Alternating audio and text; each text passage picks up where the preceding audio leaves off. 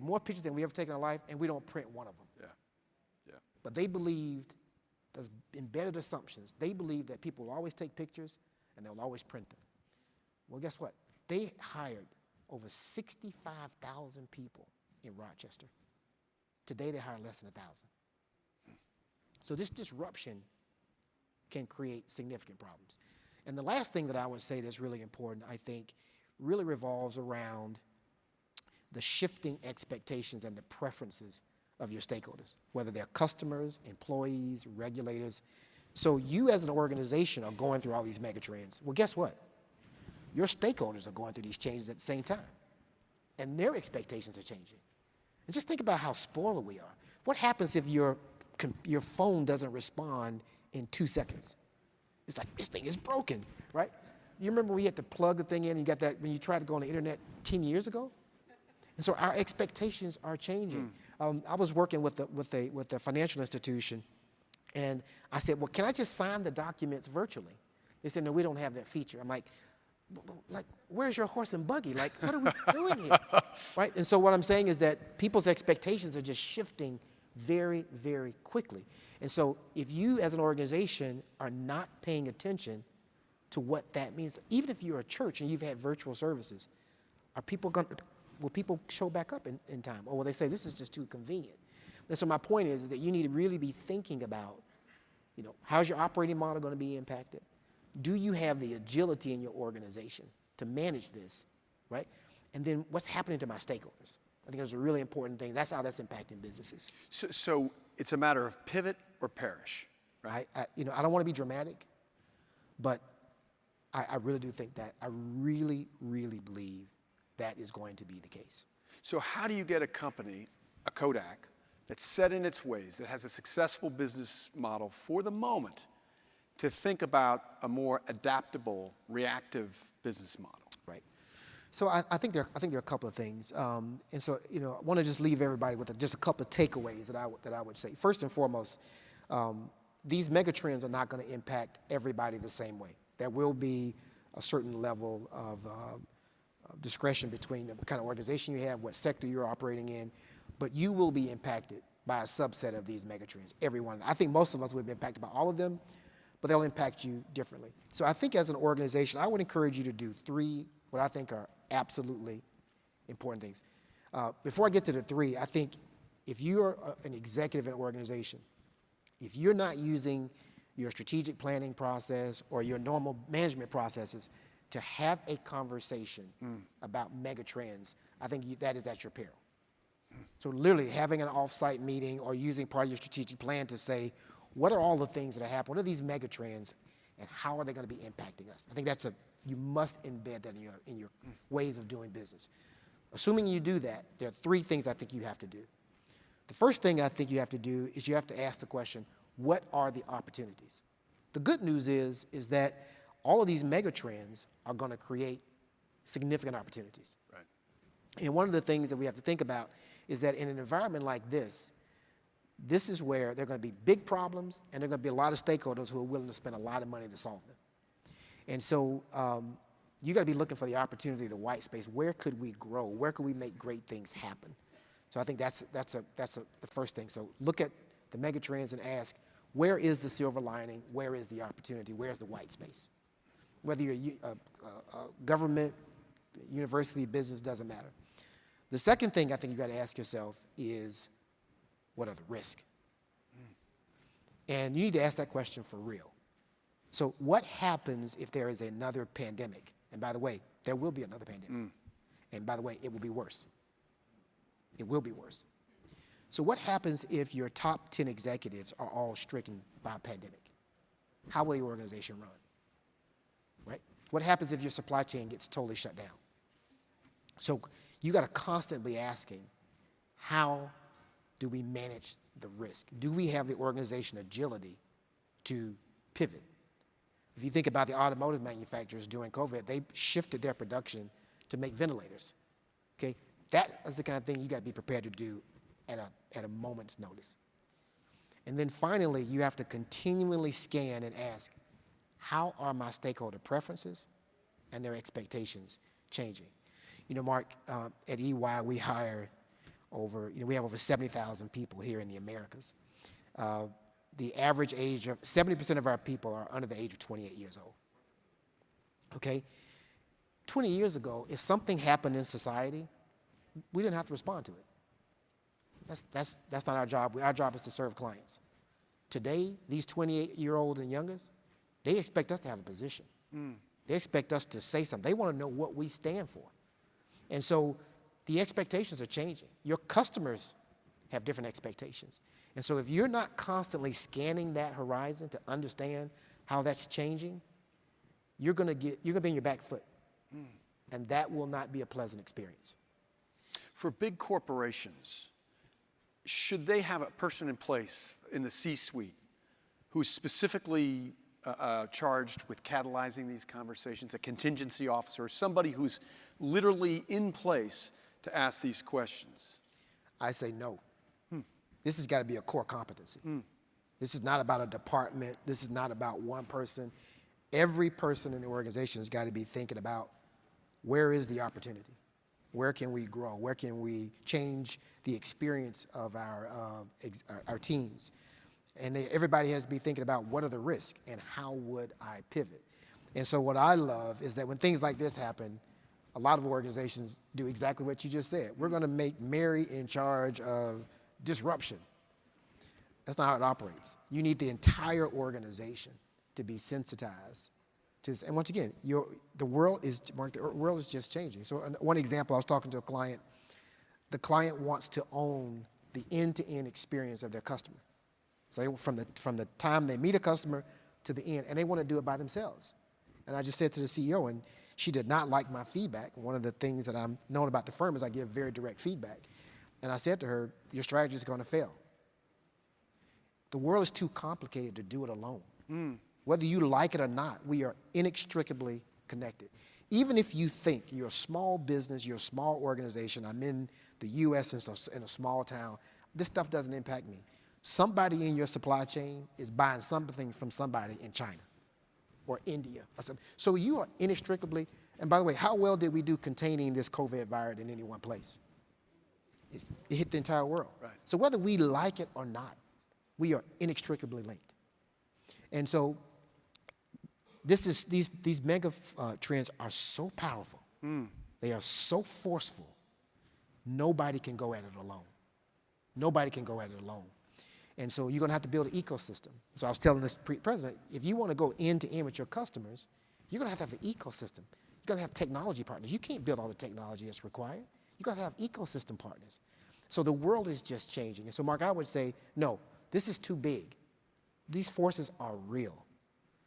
It's impossible to think that one person is going to represent this across the organization. This has to be a core competency that all of us have in order to kind of manage and move forward. So if you're not thinking about what's around the corner and responding to these trends as an intrinsic part of your leadership responsibility, you're not doing your job.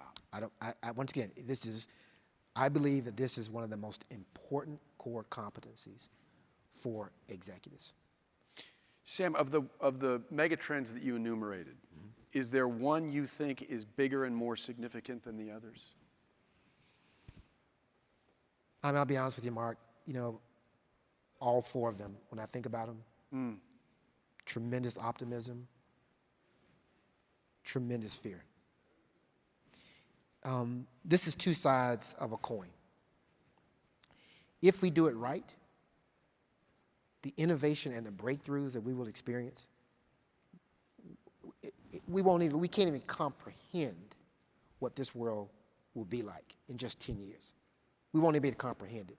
A cure for cancer is possible now. So the innovation is just amazing. The wealth creation, the amount of money that's going to be generated and the wealth that's going to be created by people solving these problems is amazing, right? So that gives me great optimism. That gets me excited. I'm worried about whether this is going to be an inclusive process, but very excited about it. Well, let's talk about the other side of that coin. The gap between the have and the have-nots is going to get bigger. It's going to get huge.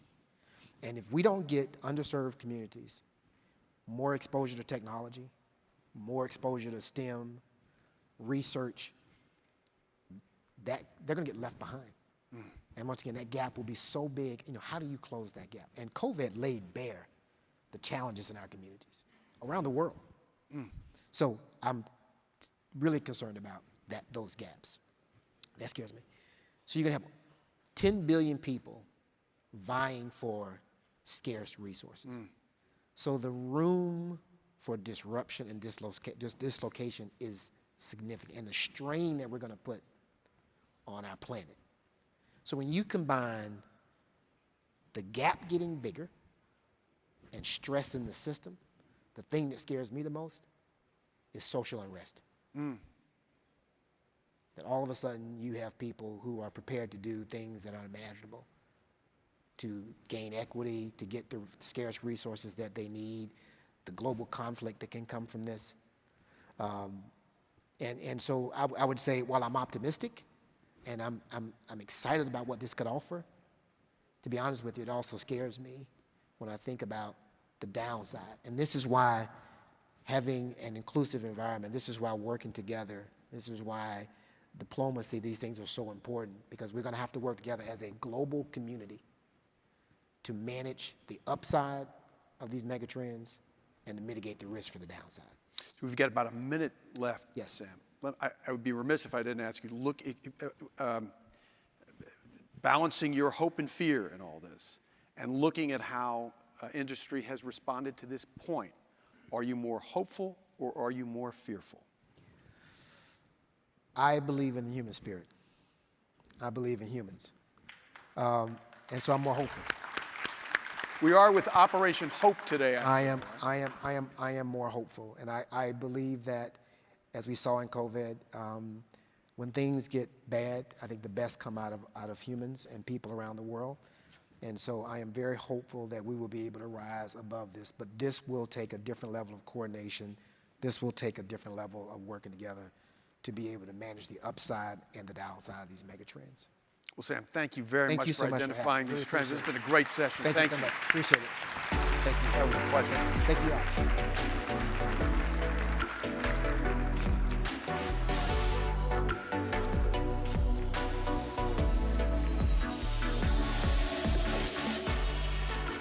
What great information, huh? You've been given a lot to think about. They give them another applause. I thought it was just, I was sitting back there. I was supposed to be reading over my script, and I wound up really listening to them because Sam was giving us some great information. We're very excited now to welcome our next guest, the 27th Administrator of the U.S. Business Association, Small Business Administration. It's the SBA. And she was sworn in on Wednesday, March 17th, 2021. Administrator Guzman represents more than 30 million U.S. small businesses and is committed to helping small business owners and entrepreneurs start, grow, and be resilient. If you're a new business owner, you want to be really paying attention to this. So please help us welcome the Administrator of Small Business Administration, the Honorable Isabella Casillas Guzman, and our moderator, Operation Hope CEO, John Hope Bryant. Good morning, ma'am. Good morning. Pleasure to be here. Hey, young lady. Hello, Administrator. Hello. Nice to be with you. Thanks for joining us. And what the audience may know, by the way, good morning. We are live, COVID-friendly, protocols in place. We've got, Ms. Administrator, if you were here, we got a little badge. Green is I'm vaccinated, you can hug me or shake my hand. Yellow is stay 6 feet away and we can fist bump. And there's another color that basically says, don't think about it. That's great. I wish I were there. Thanks for having me virtually, though. But you, as I understand, tried to not only get here, until yesterday, you weren't on the schedule, but I'm told you really wanted to be with us. You thought this was an important conversation. And so we made this happen late last night because she decided she wanted to do this live. Can we please give her a little bit of love? Thank you. Thank you. You personally come from a long line of entrepreneurs, your personal legacy is a little bit like the United Nations. You have, of course, this Spanish and I'll even say Mexican pedigree, but you also have some German and some Jewish and some other things going on in your lineage, which makes you, as Quincy Jones would say, global gumbo. Yeah, yeah, Chinese as well. Yep, that's right. And I think that defines so many of us. And also as a woman, that gives you a context where you really have a clear understanding, or at least a clearer understanding of how many people are challenged in this time. I can't think of another agency, and we had yesterday the Secretary of Commerce, who's a friend of mine, with us. Other than the Secretary of Commerce and Treasury, I can't think of another agency that's as pivotal right now to where America goes next than your agency. It's been elevated in the midst of the response to COVID. What people may not know is when PPP was created, and I had a little bit of a hand in some of the design early on for small business, minority small businesses, it domiciled or poured into the Small Business Administration. You may not know that when you get an emergency disaster loan after a disaster in this country, it's domiciled or goes through the SBA, the U.S. Small Business Administration. And the SBA effectively had to create, with Treasury, the 5th largest bank in America in 30 days. That's right. And folks were complaining about the website crashing and this and that. And I'm like, well, what do you expect when the federal government or anybody else throws up a 5th largest bank in America in 30 days? But what we don't say is what a great job you guys have done, particularly in the 2021, this Yes. administration, in getting capital out efficiently to businesses small and large. One last thing I'll say, and then I want to hear where you think we are in this country, and more importantly, where we're going.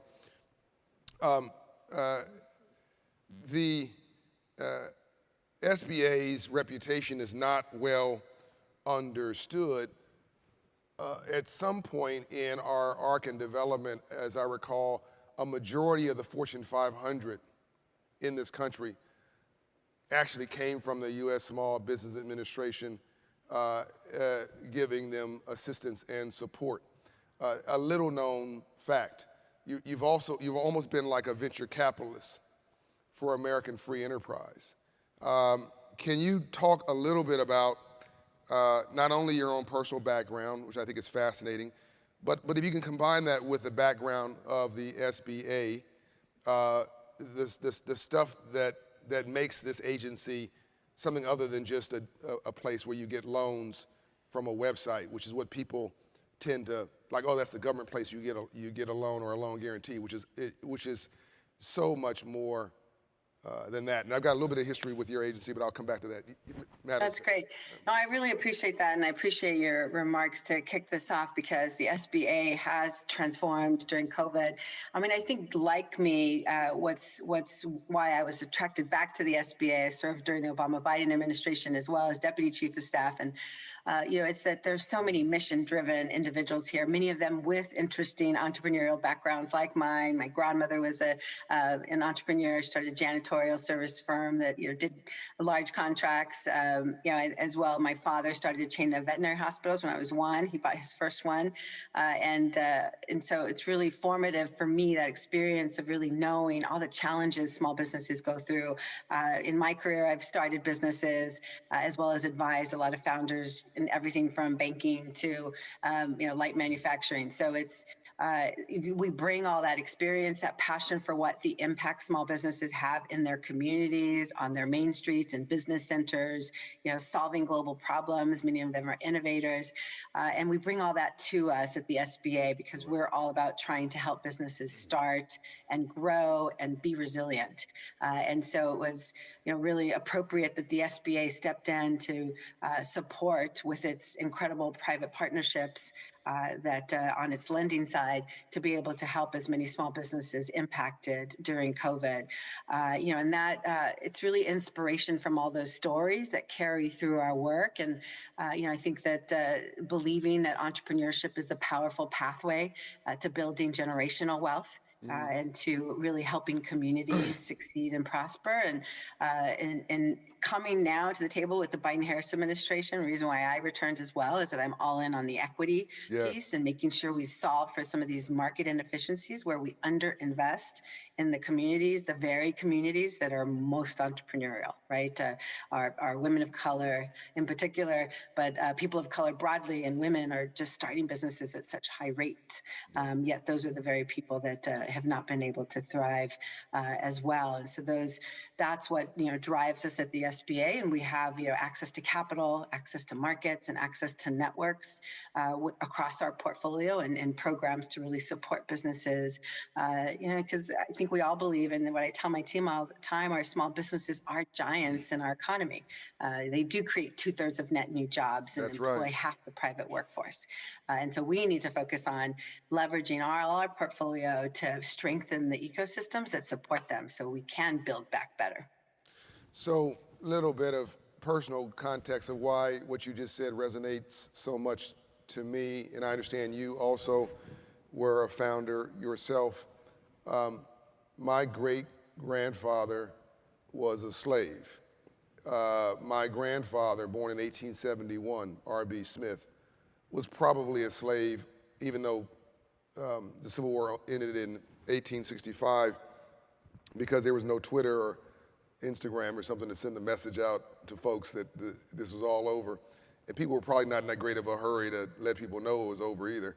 So 1871, my grandfather became a farmer, probably a sharecropper back then, to work his way out of bondage. And in 1920 or so, that farm was worth $700. He gave birth to my father. My father became a business owner, a small business owner. And my father gave birth to me, and I'm an entrepreneur. So from slavery to farming or from sharecropping and farming to small business to entrepreneurship. My mother, similar story. And so this is in my bones. And I think about what you said, these numbers about this country. We obsess about the Fortune 500. But you have to correct me, Administrator, but I think it's 50 to 70% of all, the majority of jobs in this country come from small business owners. I know 98% of businesses in the city of Los Angeles are businesses with 100 employees or less, and that's one of the largest economies on the planet. That's right. And we have a 1 Million Black Business Initiative at Operation Hope in partnership with Shopify and Truist and a few others that is committed to create 1 million new black businesses in America. As you know, 96% of black businesses have no employees. Right. And that's much higher than the general population of businesses. So yeah. So look, I want you I want you to take over this session. The last few minutes we have left. I'd love to spend more time because we did this at the last minute. Maybe you'll come back and we can drill down in your background. But the Biden-Harris administration is doing some extraordinary things for small business. You've already done some things. You got some things. Give us a sneak peek on what the audience who's watching here virtually and in person can expect from the administration to help the budding entrepreneur and small business to come up from nothing. Yeah, definitely. Well, and you mentioned it early on, and Biden-Harris administration in 2021 really tried to focus on how we could make sure that the COVID relief that the SBA has been putting out goes to those businesses who need it the most and who were not able to access it in 2020 when it first rolled out because of those historic barriers that we all are familiar with. We know the data that people of color are unable to access bank loans at the same rates, either excluded altogether or receiving it in lower amounts. And so in 2021, we made some key policy changes to enable more people to access PPP. And 96% of the loans went to businesses 20 and under with high results in low income and rural populations. And so really tried to shift our focus on Sorry, Administrator, repeat that again. 96 what? 96% of the PPP loans in 2021 went to businesses with employees 20 and under and to low income and rural communities. That's right. And in fact, the GAO, the Government Accountability Office, gave us a positive report saying that we were able to reach the underserved finally that were excluded in previous rounds. And so it's really exciting. And that meant that we completely focused on the design and the implementation and the outreach of all of our relief programs, transforming them to make sure that we were getting the word out as much as possible to strong networks. And we're doing it on the remaining funds that are available within the COVID Economic Injury Disaster Loan. Now, this is a long-term affordable loan, 30 years, 3.75% interest rate with 2 years of deferred payments to really help our small businesses as the COVID pandemic continues to affect them. And we've tried to make sure that we're doing the right outreach from barbershops to churches and everyone in between to try to just make sure that they're aware of it. We've made it a simple mobile platform for $25,000 and under loans. We've sped up the process to take away the backlog that we had. We're trying to make things accessible, very customer centric, and that we're partnering with the right folks to make sure that we're getting this out. So that's really been our approach across all the programs. We've stood up 6 programs, new programs alone this year to try to help people during COVID and as part of the American Rescue Plan. And then broadly within the President's Build Back Better agenda, as we look to the future, we think there's great opportunity, and we want to make sure that women and people of color and veterans and other underserved populations are able to access opportunity and that they have the capital that they need to be able to deliver against those contracts or deliver against those growth opportunities. And that they're enveloped with networks, a team from SBA, because we offer free advisors to enable them to achieve all of that. And so we want to improve success outcomes for our small businesses. And within the Build Back Better agenda and reconciliation that is being considered by Congress right now, we'll have SBA will have new investments to help our small businesses with direct lending, direct lending to make sure that we are reaching underserved to unable to access bank loans or affordable capital. We're going to be able to make sure that we're doing the right technical assistance outreach. I mean, just on our women's business centers alone, as an example, we've expanded the number of women's business centers to now over 130, including 6 at HBCUs. So we want to make sure that we are in the right places to meet our businesses where they are. And that's what we're really focused on at the SBA. And in addition to our wonderful resource partners that exist on the ground, we want to start working with trusted organizations who can work with us to build bridges to communities that have not been included in the financial markets as easily in the past. And that's our Community Navigator pilot program that we'll be rolling out this month, and focused on private partnerships to get the word out that there are resources here and that there are people here to help and make sure that you are able to achieve that success in your business and build a resilient business. You know what, unfortunately we're out of time. We could talk all day about small business, but I'll leave with this. What I like about what you've done and the administration has done is finally the SBA means small business, not medium-sized business, not large business. You're actually trying to get you're trying to live your values, the Small Business Administration, and you're relentless about it. We can hear that in the passion of your voice. And let me just say to everybody watching this, I had a friend of mine call me, very prominent friend. He had qualified for a 3% loan. Well, John, I'm not SBA. I'm not sure I'm going to take this money, $150,000. What do you think? I said, man, when was the last time somebody offered you 3% money? When was the last time the government offered you 3% money? When was the last time the government offered you anything other than a tax bill? So I told him he should take the money. Is good, cheap. It's almost like investment capital, seed corn. Yes. And so, look, we're living in this moment in history. The doors are open to the SBA if you qualify, and you should take every opportunity that comes your way. This is unprecedented. Administrator, thank you. Thank you so much for having me. Look forward to future God bless you. conversations.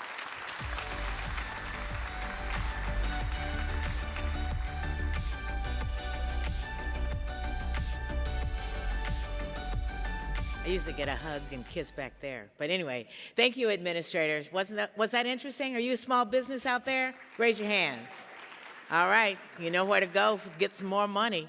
It's my pleasure to introduce another tremendous public servant who brings decades of experience to the private sector, government, and nonprofits to the Department of Commerce. Most recently, he served as counselor to President Joe Biden during the 2020 presidential campaign. Previously, he served as counselor and domestic and economic policy director for the then Vice President Biden. Help me welcome the United States Deputy Secretary of Commerce, Don Graves. Welcome, Don.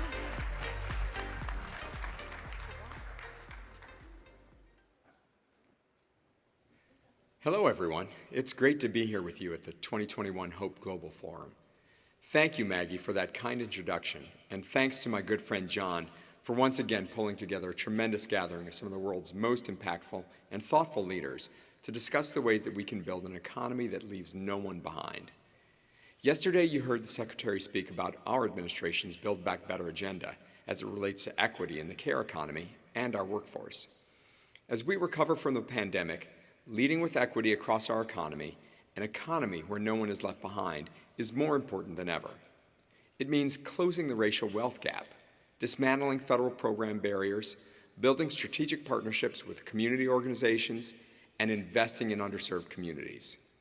Towards those aims, we're doing everything we can at the Department of Commerce to build an inclusive economy where women and minority businesses, workers, and entrepreneurs are empowered. We're providing more access to capital, contracts, and markets through our Minority Business Development Agency. We're prioritizing underserved populations in our regional economic development grants for technology, climate change resiliency, and job training. We're helping minority business exports their goods and services to global markets so that they can increase their customer base and profits.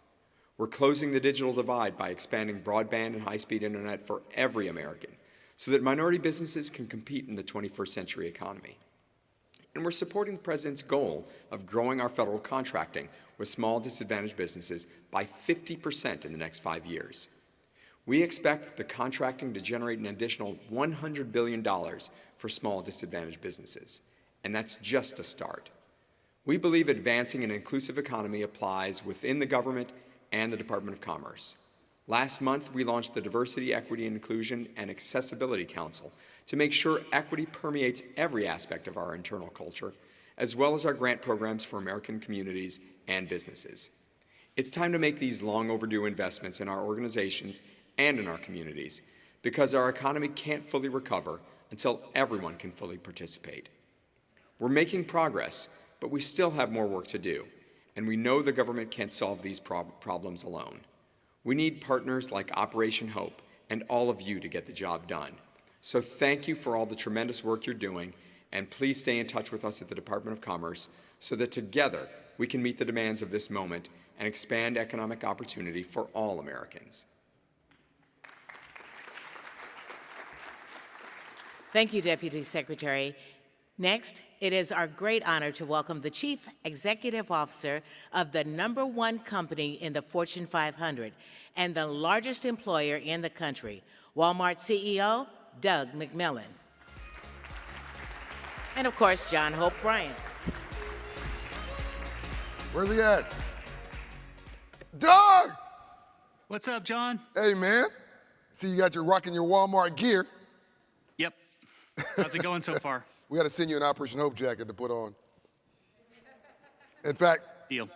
when I was stuck in the middle of the country a couple years ago before COVID, and the airlines had lost my luggage, and Shasha and I were driving somewhere in the middle of the country, or having to be driven because the flights wouldn't go. The only place I could find at midnight to get me a new wardrobe was Walmart. And I had such an attitude. I was like, oh, what am I gonna be able to wear at Walmart? I walked in there and I was dressed from head to toe. And it was beautiful stuff. I did it all for like $210 for a week. I had a week's wardrobe for $210. And I called Doug, and I probably put my jacket on, and I think he had the same one in his closet. I think I prefer his employee discount to the one I got. But Doug McMillon, have you guys heard me talk about a Woodruff era leader. I mentioned that. Do you guys remember that? I don't want to tell the story all over again. I don't want to waste our time. But the reason that's important is I think you're looking at right now one of the two or three Woodruff era leaders that are amongst us in corporate America today. You can go back and listen to the tape where I tell the whole story, but basically the CEO of Coca-Cola effectively forced the business community in Atlanta to honor Dr. King after he won the Nobel Peace Prize in the 1960s when they didn't want to honor him. And it was the right thing to do. They just didn't want to do it. And he compelled them to do it through leadership. Ed Bash and a few others, I think, qualify. You're going to see one today, by the way. Truist CEO who's coming up. But Doug McMillon is a special human being. Fortune 500, the number one Fortune 500 company in America. CEO of the number one, this is very significant.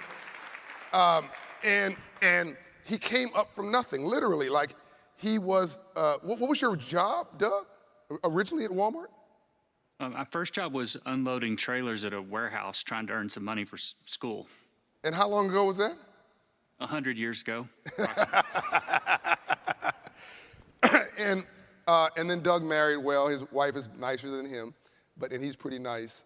And Doug's just a normal guy who just happened to hit the lottery. And he hit the lottery by working hard. Lottery meaning CEO of the largest company in the number one Fortune 500 company in America with almost 2 million employees. And no, it's over 2 million employees, right, Doug? Yeah, we've got about 2.2 million. And so when I say he's a Woodruff era leader, I really mean he's quite special. Let's talk about a few of these things you've done. Then I want to, of course, get to our shared passion with financial literacy for all, for which Doug and I co-chair, and I've got to tell you all that story. But Doug, let's get into the meat of how you lead. You have raised the pay for your associates, I think is it $15 an hour? Help me out here. Our average right now is a little over 18 with wages and benefits. What I'd like to do is just talk a little bit about how the whole system we're designing works. Sure. Is that okay? Absolutely. Yeah, I think, we are a people business. We serve customers. We do that in stores and Sam's Clubs and now through an e-commerce business. And so technology is important, the supply chain is important, but ultimately, John, this is about people as life is about people. And we've got about 75% of our management team starts as an hourly associate in some job like I did. And there are many, many people working around here with a lot of tenure that started as someone who assembled bikes. The guy that leads all of our U.S. stores today started doing that. Our chief merchant started assembling bikes. Our president of the U.S. business started working in lawn and garden as an hourly associate. So our goal is to create this ladder or this system where you can start at any level and something of a meritocracy pulls you through. So we think about these rungs on the ladder, having them spaced in the right way and creating an opportunity for you to work hard, learn, to treat people well, and climb up. So we do focus on our hourly wage rates for full and part-time associates, but we also invest in healthcare, we invest in training. We created academies across the United States in more than 200 of our locations where we teach people not just things about retail math or running a retail business, but also things like empathy and how to serve people, things like that. And we also just this year announced that we're completely paying for a program we call Live Better You, where people can get college credit hours and work towards a degree in business, supply chain, technology, health. We've got about 52,000 people that have participated in that program so far. So again, just it's opportunity. Like you show up and get started and no telling what you'll be able to do. And so we try to invest not only in a starting wage rate and keep those going up, and I think those rates are going to keep going up. They've gone up a lot this year. We've raised U.S. wages for about 1.5 million people in the last 12 months, and we'll keep doing that. But we've also had 300,000 promotions in the United States back to this opportunity we're trying to create. Yeah, your chief global HR officer, Donna, female, who is in a very key position. A lot of women I've run into at the higher ranks at Walmart. What you may not know is there's a Fortune 500 CEO today that effectively Walmart mentored up. Clearly she's an Atlanta native, clearly she earned and deserved everything she's gotten on her own. But everybody needs somebody to open the door. Can you guess who this person is? Fortune 500 CEO, female, black. Doug? Well, I know you're referring to Roz Brewer, That's right. who is an outstanding leader, and I'm excited about what she's doing with her career. And I think, John, last time we counted, there are more than 20 companies now that have CEOs that came from Walmart. Wow. In the larger corporate ecosystem, running big companies now? Yeah, that's right. Brands like Hanes, Michaels, Target, Walgreens, eBay, and others. Wow. Well, and Roz Brewer, black female, who now runs Walgreens, used to be CEO of Sam's Club, is that right? That's right. Yeah, came here from Atlanta and is doing an incredible job. And so this story is more than a narrative. It's, again, it's Dr. Dorothy Height's beautiful quote. I like Doug because he's a dreamer with a shovel in his hands. You don't have to question what Doug is doing. You just have to look at what Doug is doing.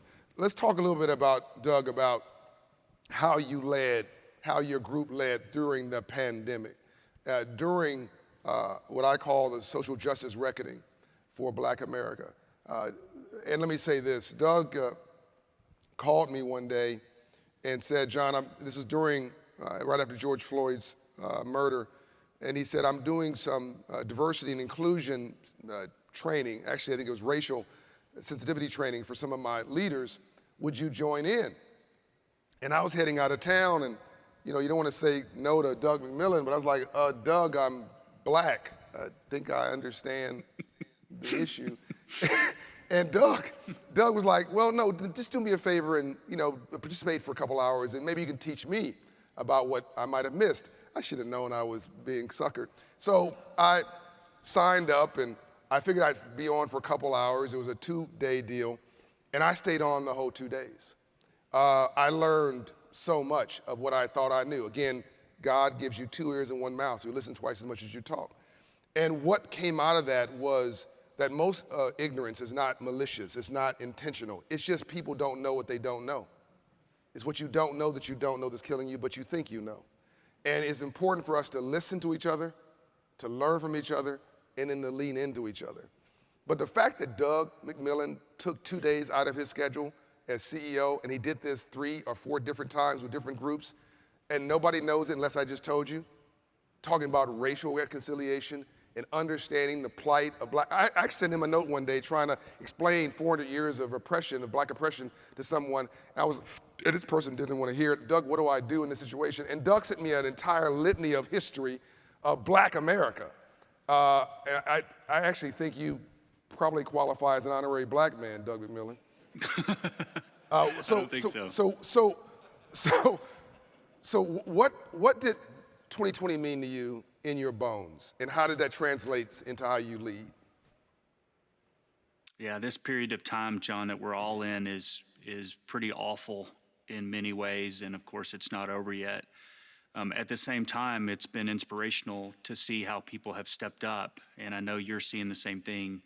I've seen our own associates step up, people at store level, in our distribution centers, coming to work and serving when there are legitimate health concerns, putting themselves at risk, when it's been hard to hire in some cases. Things are getting better in that respect, but just doing the extra stuff that needs to be done to keep the supply chain moving. I've seen people from a supplier point of view step up. I've talked to customers who are going through hardship. And then we had these layers of things going on. The world was challenged before the pandemic started.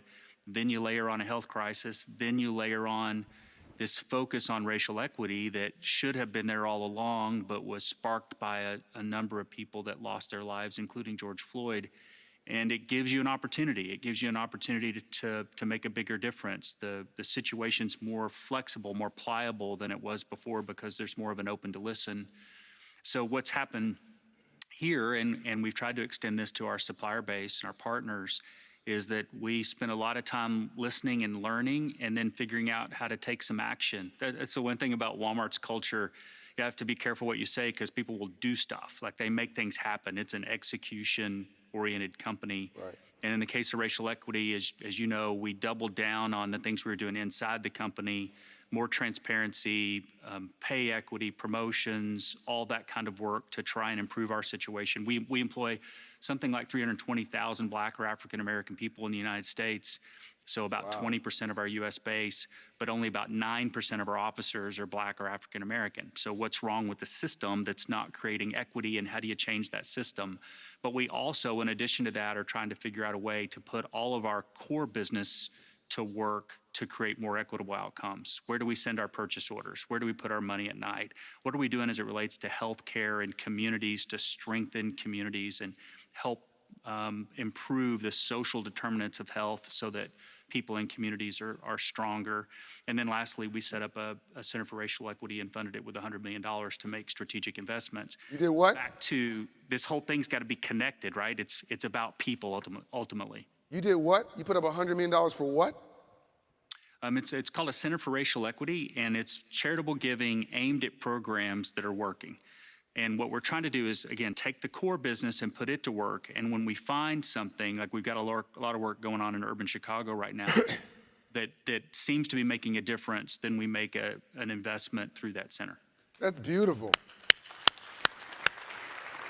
You guys might have missed this, and those watching around the world, I want you to see what I see. He said this so normally, but this is classic Doug McMillon. If I caught you correctly, you mentioned that, I think, aren't you the largest employers of African Americans in the country? Is that still true? Yeah, I think we are. The largest employer of African Americans. But then you said in the same voice, in the same breath, but only 9% of African Americans represent, if I understand what you said, in senior management. So that's a self-criticism. You're giving yourself a self-critique. Basically, that's you saying that's not good enough. Is that right? Yeah, that's right.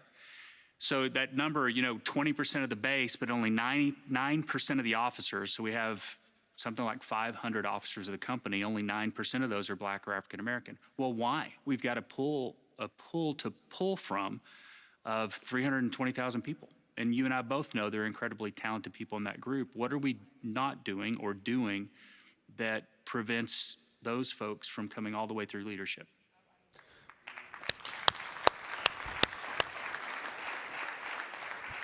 Typically I've got to talk a minute to get people to see the person underneath the position. My guess is you see him very clearly all by yourself. Isn't that right? So, Doug, as we pivot here, I want to go, and I want you to talk about anything else that is really important to you that I may not have covered on this whole issue of social justice through an economic lens. But I called you at Christmas. I'm sure that I was not the Santa Claus call you were expecting, but I called you at Christmas, and I said, Doug, I believe financial literacy is a civil rights issue of our generation. It's on the level of the right to vote 50 years ago, health wellness 10 years ago, health care 20 years ago, women's suffrage, the right to vote for women 70 years ago. I think that 2020 underscored how relevant this is for all people, whether you're white, black, red, brown, or yellow. You want to see some more green. And most people have too much month at the end of their money, and they're struggling and they're suffering. And 2020 underscored that. And as I recall, before I could get that sentence out of my mouth, you just said, yes, I agree with you, and we should do something. Is that right? That is right.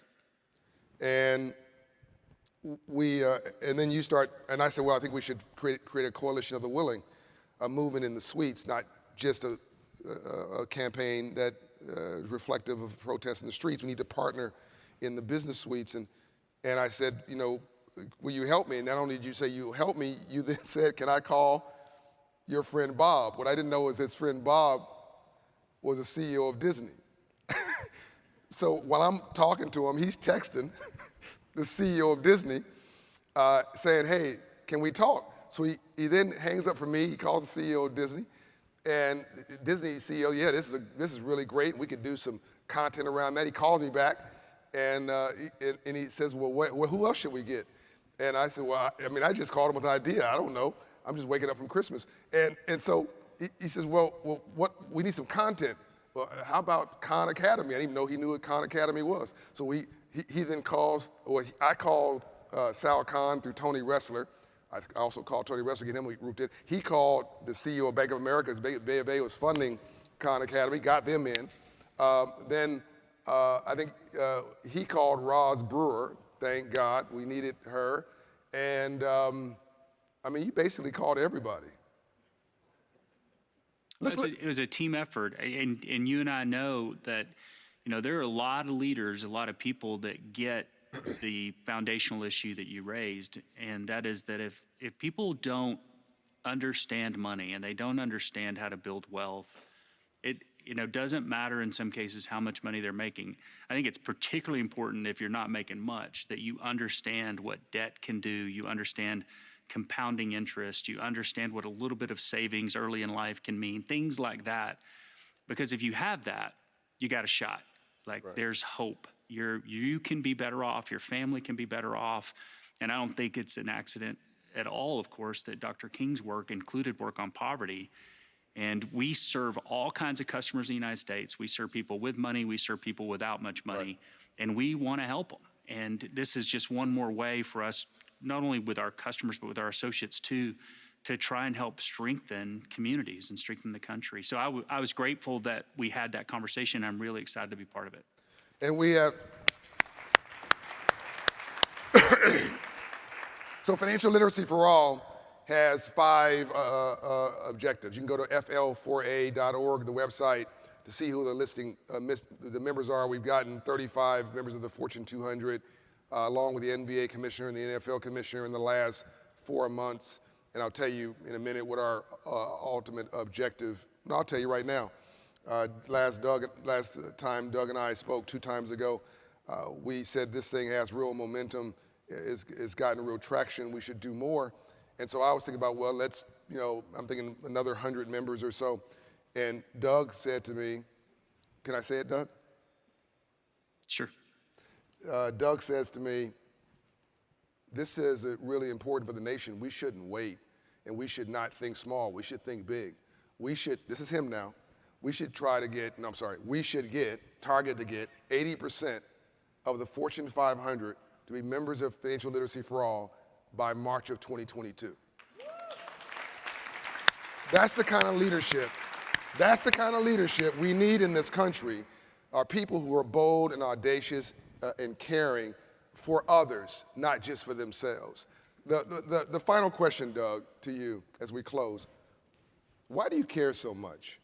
It boggles my mind. What's in your bones that causes you to care so deeply about these issues? And you know these issues like the back of your hand. This is not something foreign to you. Why? Well, I could ask you the same question, and you and I know other leaders that care a lot too. Why work so hard and find yourself in a spot where you can potentially make a difference and not take full advantage of it?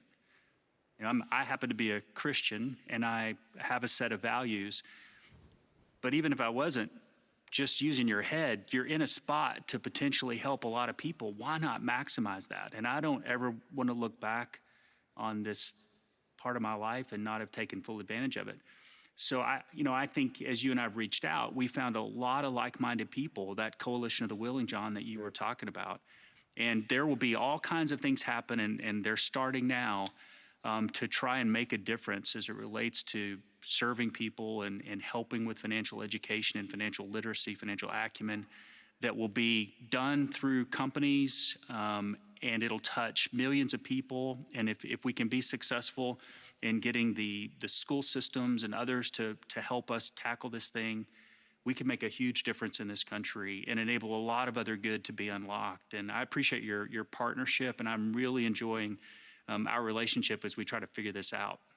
As we close, I want you to see what real action looks like from PhD to PhD 2. In less than 6 months, here's what Doug and I have ideated into action. Here are the members of Financial Literacy for All. Founding members: Walmart, Bank of America and their CEO, Disney and their CEO, Delta Airlines and their CEO, NBA, their commissioner, PayPal, Dan, who was here 2 days ago, and their CEO, NFL commissioner, Walgreens and their CEO, Ares Management, their CEO, Khan Academy, their CEO, their founder, partner organizations, BlackRock, FICO, First Horizon Bank, iHeartRadio, MasterCard, NASDAQ, Nextdoor, Santander, Time Magazine, Truist Bank, Uber, US Bank, and the list continues.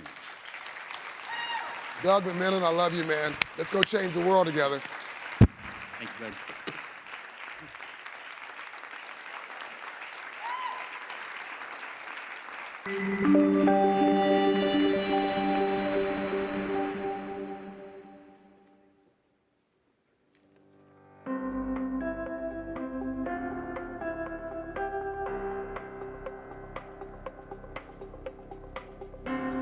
In our institution, I mean, we're fundamental believers. If you build your community, you build your bank. And you sort of have to start with that framework, and building your community is key. And we have a great opportunity with Operation Hope, particularly physically located in our branches. We get to be the bank that says how versus the bank that says no.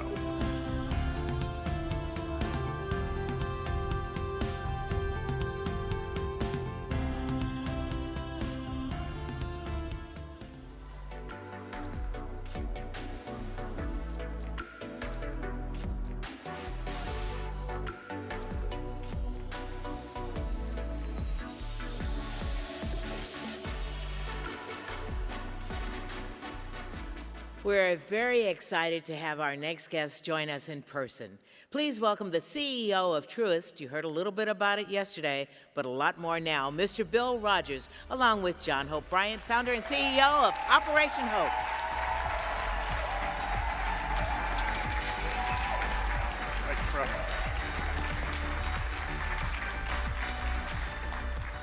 Yeah, the Bill Rogers fan club. I don't know if Bono walked in the room or Bill Rogers. When you're a big company, John, you can bring your own cheering section. So. Okay, fair enough. Like your kicks, by the way. Trying to hang with you. So Bill Rogers is one of those Woodruff-era leaders that I mentioned. Hi, Mommy. Bill Rogers is a friend. Not just a friend to me, but a friend to community. Bill Rogers is, I say this very respectfully, he's weird because he's not anything you'd imagine. He's understated, sedate, really low key. I don't think I've ever heard him raise his voice or get riled up, but he's deeply passionate and he deeply cares. And he says what he means, and he means what he says, and he does what he commits to. And we've had a long relationship, and I've tried not to call you when I was in trouble or when the relationship wasn't going the way what I thought it was over the years. I tried not to call you, but what I didn't know was that you were in the background, you were aware of everything. We don't have time to go over the long course of our relationship. I would, though, love for you to tell the story of when we first met and Jim Wells and what was going through your mind. So the former CEO of then SunTrust was a guy named Jim Wells. And Jim Wells, another cool guy, believed in me. And we got introduced at a luncheon or something. And you were looking at me really strange at that luncheon and didn't say much. What was going through your head? Well, since you started by referring to me as weird, I'm going to tell you exactly what was going through my head. I thought, okay, Jim, who is this guy? Where's he coming from? What's he thinking about? He is standing up, he's waving his hands, he's moving all around. We're in a banking environment. This is formal. We're sitting at a formal lunch, and this guy's all over the place. But then I actually heard what you had to say. And also, is he real? It was real, and I heard what question every banker asks: is he real? Is he real? Or she? But I was listening to what you had to say, and it was which, you know, at the time in the environment, this was in the middle of the crisis. Banks were not. Oh, that's right. Remember, I mean, banks were not in great shape. 2009-ish. Yes, our reputation was not great. And most of the meetings were about things that we weren't doing. And why aren't you doing this? And why have you done this? And your meeting was about what can we do? And that really just resonated with me, is let's talk about what we can do. Let's lean forward. Let's not vilify anybody for the past. Let's not choose sides. Let's not put labels on anything. Let's just actually get together and talk about what we can do. Now, I'll also say, and I have no idea why Ambassador Young has befriended me, but it is one of my cherished moments. I did call him right after our meeting and said, "Who is this guy?" And he said, "Look, he's the real deal, and I'm behind him. We're partners, and our styles are different, but our message is the same." Boy, from that point on, I was all in. Do you remember the special trip we took? I think it was from Atlanta to Memphis, and we had to both pinch ourselves. We had Reverend C.T. Vivian. I'll tell you where it was. It was one of the many times that I bet against you, John. Okay. As you told me, he said, "I'm going to get a building at the Treasury named for the Freedmen's Bank." And I happen to actually know that there was another effort underway to name that building something else. And I know how government moves. I said, "John, you'll never get that done." But I said, "If you do, I'll show up." Well, you did it. And in a very short period of time, so I did show up. I went for the celebration at Treasury, which was just fantastic. Oh, that's right. That's where we were. And So we went to D.C. we went to D.C. That's right. And Ambassador Young and C.T. and then we all came back together. Reverend C.T. Vivian, God rest his soul. Right. Ambassador Andrew Young, two Right. Presidential Medal of Freedom awardees. And I will say, and I'm so glad you brought that up, you think about seminal moments in your life and impact moments in your life. We spent about 2.5 hours together, just the four of us. By the way, for all of you, John Hope Bryant didn't say anything in 2.5 hours. So some of you may not be able to believe that actually happened, but I witnessed it. But you and I sat there like students in a PhD class. Yeah. On the civil rights movement, and to listen to those two icons and the detail at which they shared their experience, was, this police officer reached out to us in Jacksonville. His name, remember what was his name? And Right. Just a level of detail was amazing. But the other They knew thing, the exact date. the exact date, time, where they were, it was amazing. Their recall.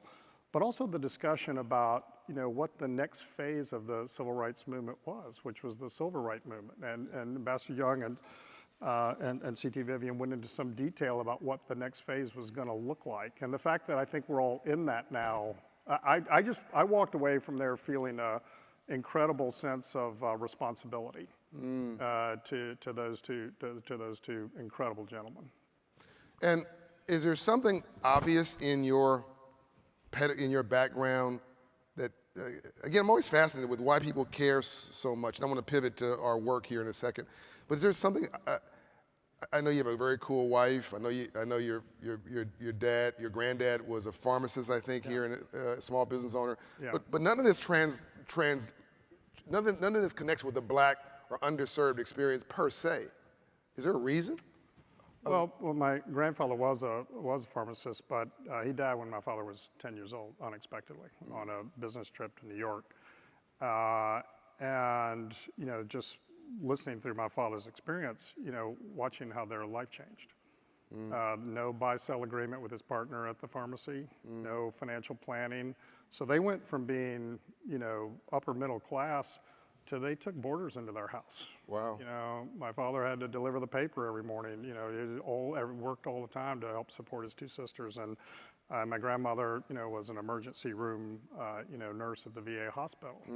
And so I got to experience vicariously just listening to my father. He never really talked about it. Yeah. That was just part of the experience, right? You're living it at the time. Yeah.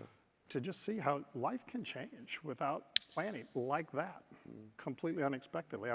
My father passed a little while ago, and I was looking through these photo albums, and the photo albums before were beach trips, great living, and you could just watch the demarcation. Then there were no photos of that kind of, picnics and spirits. It was just completely different. So that was an awakening for me that this concept of financial planning, this concept of being prepared, this concept of having a plan is really, really critical. And I just, again, vicariously saw it experienced in my own family. Something now for the first time, Bill, makes sense to me. It didn't click into this moment. You called me one day, it had to be a decade ago, and you asked me the most curious, strange question. Was it weird? It was weird, yeah. And you were going to give a speech for the Rotary Club or something, and you're like, John, tell me about this financial education thing. It has to be more. You were making a statement, but you're asking the question to confirm the statement was correct. John, financial education seems to be much more than a brochure and a website. I mean, this can't be all that's in this. It has to be more. Is that right, John? I feel this is really passionate. I feel passionate about this. It's a lifeblood issue. And I didn't know where that came from until this moment. That's your grandfather and your father and that demarcation mark speaking. Right. And if it happened to a white man who's relatively privileged in society, imagine what could happen to everybody else. Yeah, I mean, in fairness, they made it through. And for another family from different circumstances, that might not have been the case. And you also understand this, and I wrote this in my book, Up From Nothing, these three mentalities: the surviving mentality, the thriving mentality, and the winning one. A winner is a builder, thriving is the middle class.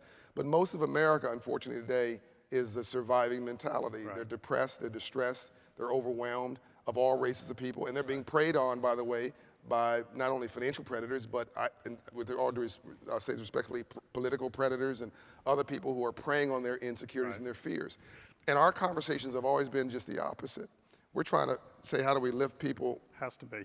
up? So I'm going to say something I don't think I've ever said to an audience in public. More than any one person responsible, Hope Inside is now 180 locations, heading to 250 physical locations, heading to over 1,000 locations, thanks to a $20 million commitment, by the way, from Truist. But more than any one person, and it's a national model, and it's Hope Inside the Workplace, and it's Hope Inside Disaster, and we partner with Homeland Security and FEMA, and we've been heralded by the federal government, all this stuff. But more than any one person responsible for that is Bill Rogers, and here's why. I called Bill one day, and I had these Hope Inside locations that were they're Hope Centers, and they were self-contained buildings, 5,000 square feet. And a bank that I won't mention the name of called me and basically said, we're pulling the plug. We're not funding this anymore. Right. And I was scrambling, like, what do I do? And it was almost the best. Don't be afraid of your problems. Don't be afraid of your challenges. Rainbows only follow storms. Sometimes if you can keep your wits about you, it creates an even better opportunity. So versus just sitting there moping about and whining about, like my funding just got cut, I sat there and thought, I said to Lance Triggs, who's here somewhere, this is great. He's like, no, it's not great. I got a bunch of people I got to pay. I said, this is great. Let's reimagine our model, because I was almost locked into the funding. I couldn't stop because I was locked into the funding. Right. So now I'm reimagining the model. So I called you. I said, I'd like to put a Hope Inside in your bank branch. And I think you almost hung the phone up. And it had never happened in U.S. history, a nonprofit operating inside of a bank branch. Right. And you thought about it for a minute. Do you remember what you told me? Yeah, well, I don't remember the exact words, but it was an all-in, and just the opportunity to change the dialogue, because, unfortunately, we have to say no a lot. Yep. And we wanted the opportunity to figure out how to say yes, and how to say the future, and we saw this as that kind of opportunity. And he wasn't saying yes to me, he was saying banks unfortunately are in a position of having to say no to customers because they aren't qualified for the loan. The credit score is too low, you don't qualify, so they're in the no business. And he wanted to get in the yes business. But let me tell the story. So I'm sitting in his office, I'm sorry, I called you, and I was in your office another time, and you said, John, I'm willing to do this, but don't ask me for a dollar figure. You got to trust me. I'm going to trust you in my bank branches, but you got to trust me. Don't ask me for a dollar figure. Let me figure it out. And as much as I wanted to get that money, I just had to let it go. So I trusted you, and it worked, and we produced results. And the next, you came back and you said, well, let's double it. We went from one location to 3, and 3 to 5, and then 5 to 25. So one day I got a check. I was going to get $1 million check, and I'm sitting in, I've never told you this story, I'm sitting in your office, and this is entrepreneurs, dreamers, this is a lesson for you now. I'm sitting in his office. He said, John, congratulations. You got $1 million grant from then SunTrust, now Truist. Congratulations. And I'm talking to him about, I have a dream just like Dr. King and Ambassador Young, and oh, this is going to happen, and that's going to happen, and oh, Bill. And Bill looked at me, he said, John, take yes for an answer and get out of my office before I take the money. Like that. John, I think what we wanted to accomplish, and I think we're trying to do this again, is the goal was to be the pebble in the pond. Be the what now? Be the pebble in the pond. Right. Be innovative and try things, and be the place where hope can experiment. Yeah. And we can build things and work together. And some things have worked really well, some things not as well. But then try to create the pebble in the pond so the scale can happen everywhere. Right. And we did that with the first couple, and we're doing that again. Yep. We're creating this, because what we determined was together, as one counselor, one branch, that wasn't as scalable. Right. That was going to take a long time to build. Right. So this concept of a hub and a spoke. Right. A counselor, let's use all our digital Using resources, technology. let's use technology, let's use this hub and the spoke. So we're going to go from, dozens and hundreds of locations to 1,000 locations, creating this hub and spoke with 50. Yeah. So the concept of, innovating, and by the way, innovation's easy, innovation at scale is hard. Right. And so what we're trying to do together, and what Hope is doing, is let's innovate at scale. Let's make the big difference, and let's make the bolder movements. And so we're really proud to be at this concept of the pebble. Now, maybe we're a boulder in a pond now versus a pebble. We want to be something a little bit bigger. $20 million is a boulder. But the concept is to build ripples along the way. And by the way, we've earned it. Bill made sure we earned it. No one gave us anything. And we had to go back, by the way, to the federal government and get what's called the FFIEC, which is the Joint Regulatory Agencies, to allow us to operate inside of a bank branch. And we were the first nonprofit to do that as well. There's a lot of work in here. And we had some failures, by the way, along the way. I called Bill it was a disaster that we wanted to respond to, and Bill was open to it. And we weren't ready, my team wasn't ready. So when Bill assigned his team to work with my team, he found my team was lacking. Jennifer, this was before you. It was before, and this was, I don't know how many years ago, 8 years ago, something. And you called me, and you're like, John, this one didn't work. We're gonna have to back off. And for 2 or 3 years, we were in a desert in that portfolio, not overall, but we couldn't come back to you on that because we had to make sure that our systems worked. And so you can't just rely on a relationship. You can't just rely that you know somebody. You can't just say, oh, so that person's gonna hook you up because they know you. That's not the way the world works. What we want, ladies and gentlemen, is the James Brown version of affirmative action. Open the door, I'll get it myself. Yeah. That's what we want. We want a hand up, not a handout. Yeah. And the second thing I learned from our conversations, and I've said you're weird only because you don't talk that much. Like, it's the most words I've heard from you in a decade. And he's just a man of few words, but that doesn't mean he doesn't care and there's not a lot going on. He's talking right now, he's just talking to himself. And what I've learned from Bill is don't use 20 words when 2 will do. And again, the banker's not normally funny, but I thought it was hilarious when I'm sitting in your office and you were non-emotional, just like, see, I got you to laugh, I got you to smile, non-emotional, just like that. And you looked at me and you said, I hope I can get this quote right, John, take yes for an answer and get out of my office before I change my mind. And I booked it. I got out of there, took my $1 million. In our business, it's called selling beyond the close. Right. Don't keep talking. They may take the money back. So what in closing, Bill, what advice do you have for other leaders? This perception, you can't do well and do good at the same time. You can't do well by doing good. Somehow this is a zero-sum game. If you're investing in community, somehow that's a negative on your balance sheet. I don't believe it at all. I actually think that the opposite is true, but it doesn't matter what I say. It matters what you say as the 6th largest bank in America and now CEO. And by the way, thank you, Kelly King, for all of his contributions. Absolutely. What advice do you have for leaders? I think, the mantra that I've lived by is to be purposeful and to run a purpose-led company. I think people want to work for companies that are purpose-led. I think they want to do business with companies that are purpose-led. They want to work in the community with companies that are purpose-led, that stand for something bigger.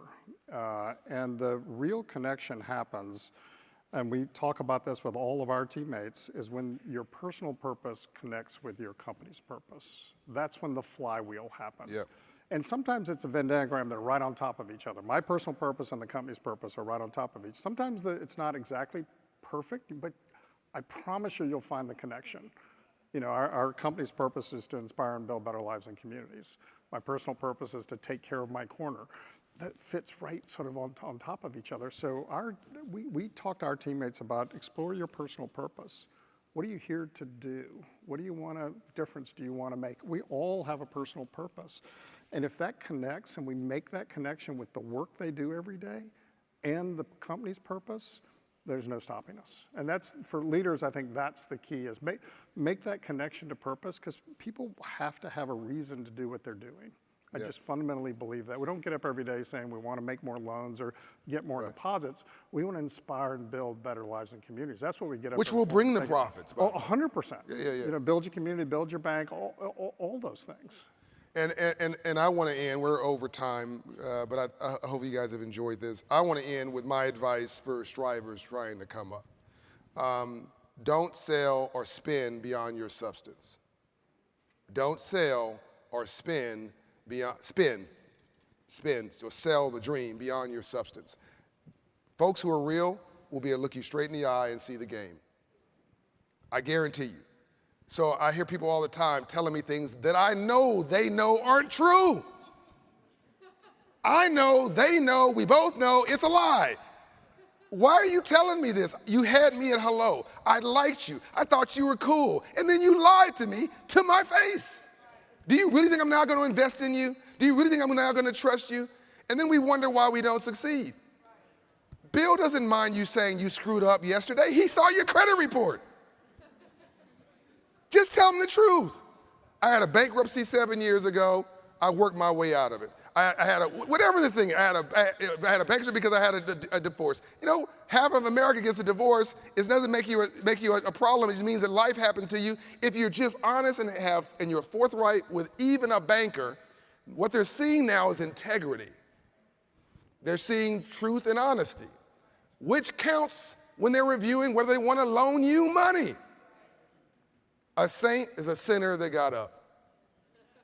Embrace all of you. Be proud of all of you. And bring all of you to every meeting. 100%. Ladies and gentlemen, Bill Rogers.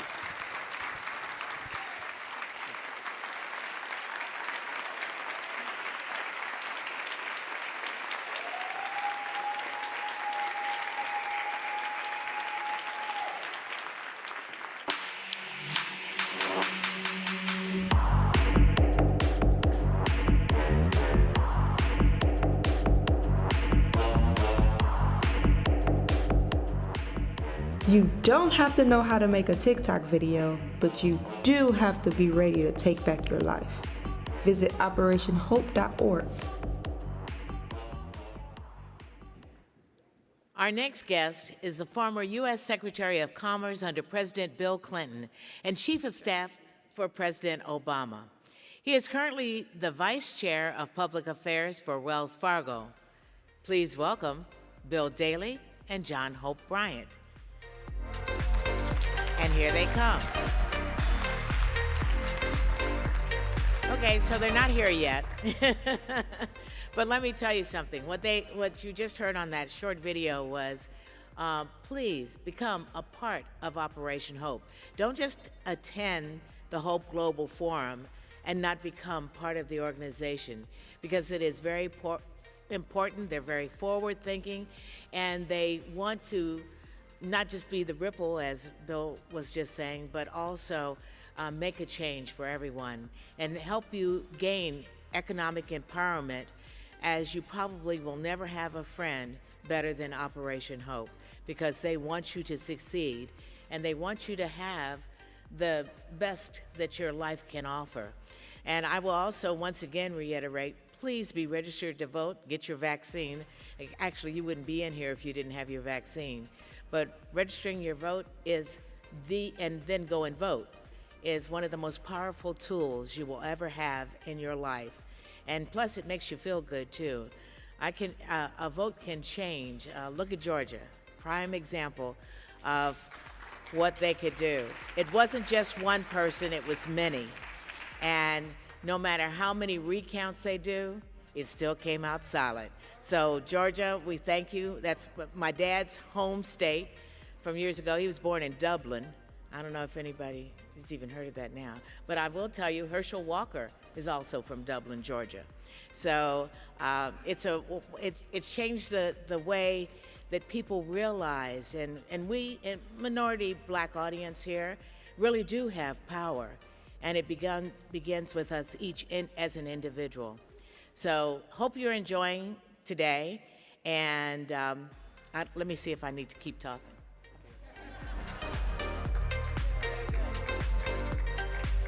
All right, once again, Bill Daley. I think of him when we had family and relatives that lived in Chicago, and the Daleys were in charge for a long time. Thank you very much for joining us. Here you go. Thank you. That was really funny. I can't tell you why I was delayed, but it was really funny. Bill Daley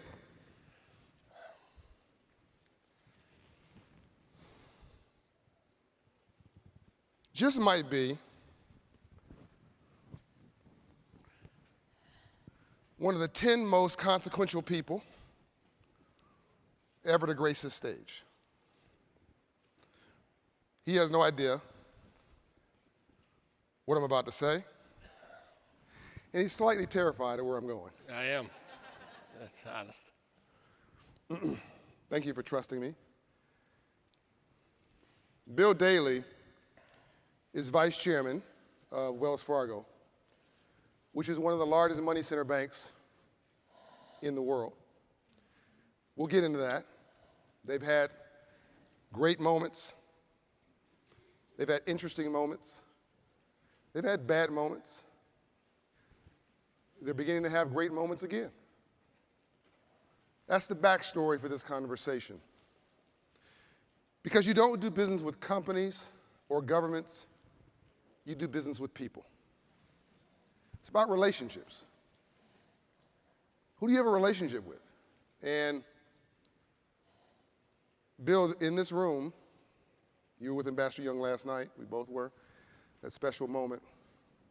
This is the room that Dr. King gave his last SCLC annual meeting with Andrew Young and others, planning the Poor People's Campaign in 1967. And the reason I say to you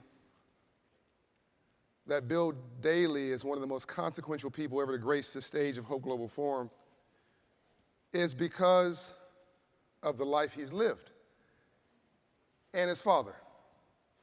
You're looking at political history sitting right here. So you know he's the vice chairman of Wells Fargo. Okay.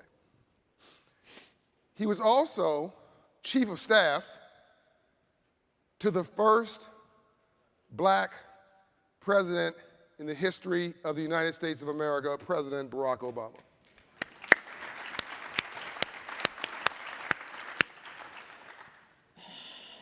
He was also Secretary of Commerce, U.S. Secretary of Commerce, for what some joke in the black community was really the first black president, President Bill Clinton.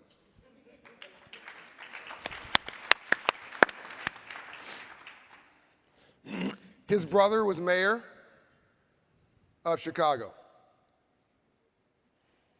His father was the dean of politics and the mayor of Chicago. I'm gonna go one step further. And there's only so much of this I have license to say, and Bill can go as far as he wants. I don't think there would have been a President John F. Kennedy if there wasn't a Mayor Bill Daley. Pretty powerful statement. Bill, help me help the audience walk back through history around the same time that Dr. King was campaigning for not only civil rights, but social justice and economic empowerment. He was also in Chicago, we know that. But let's back up a little bit to you being a child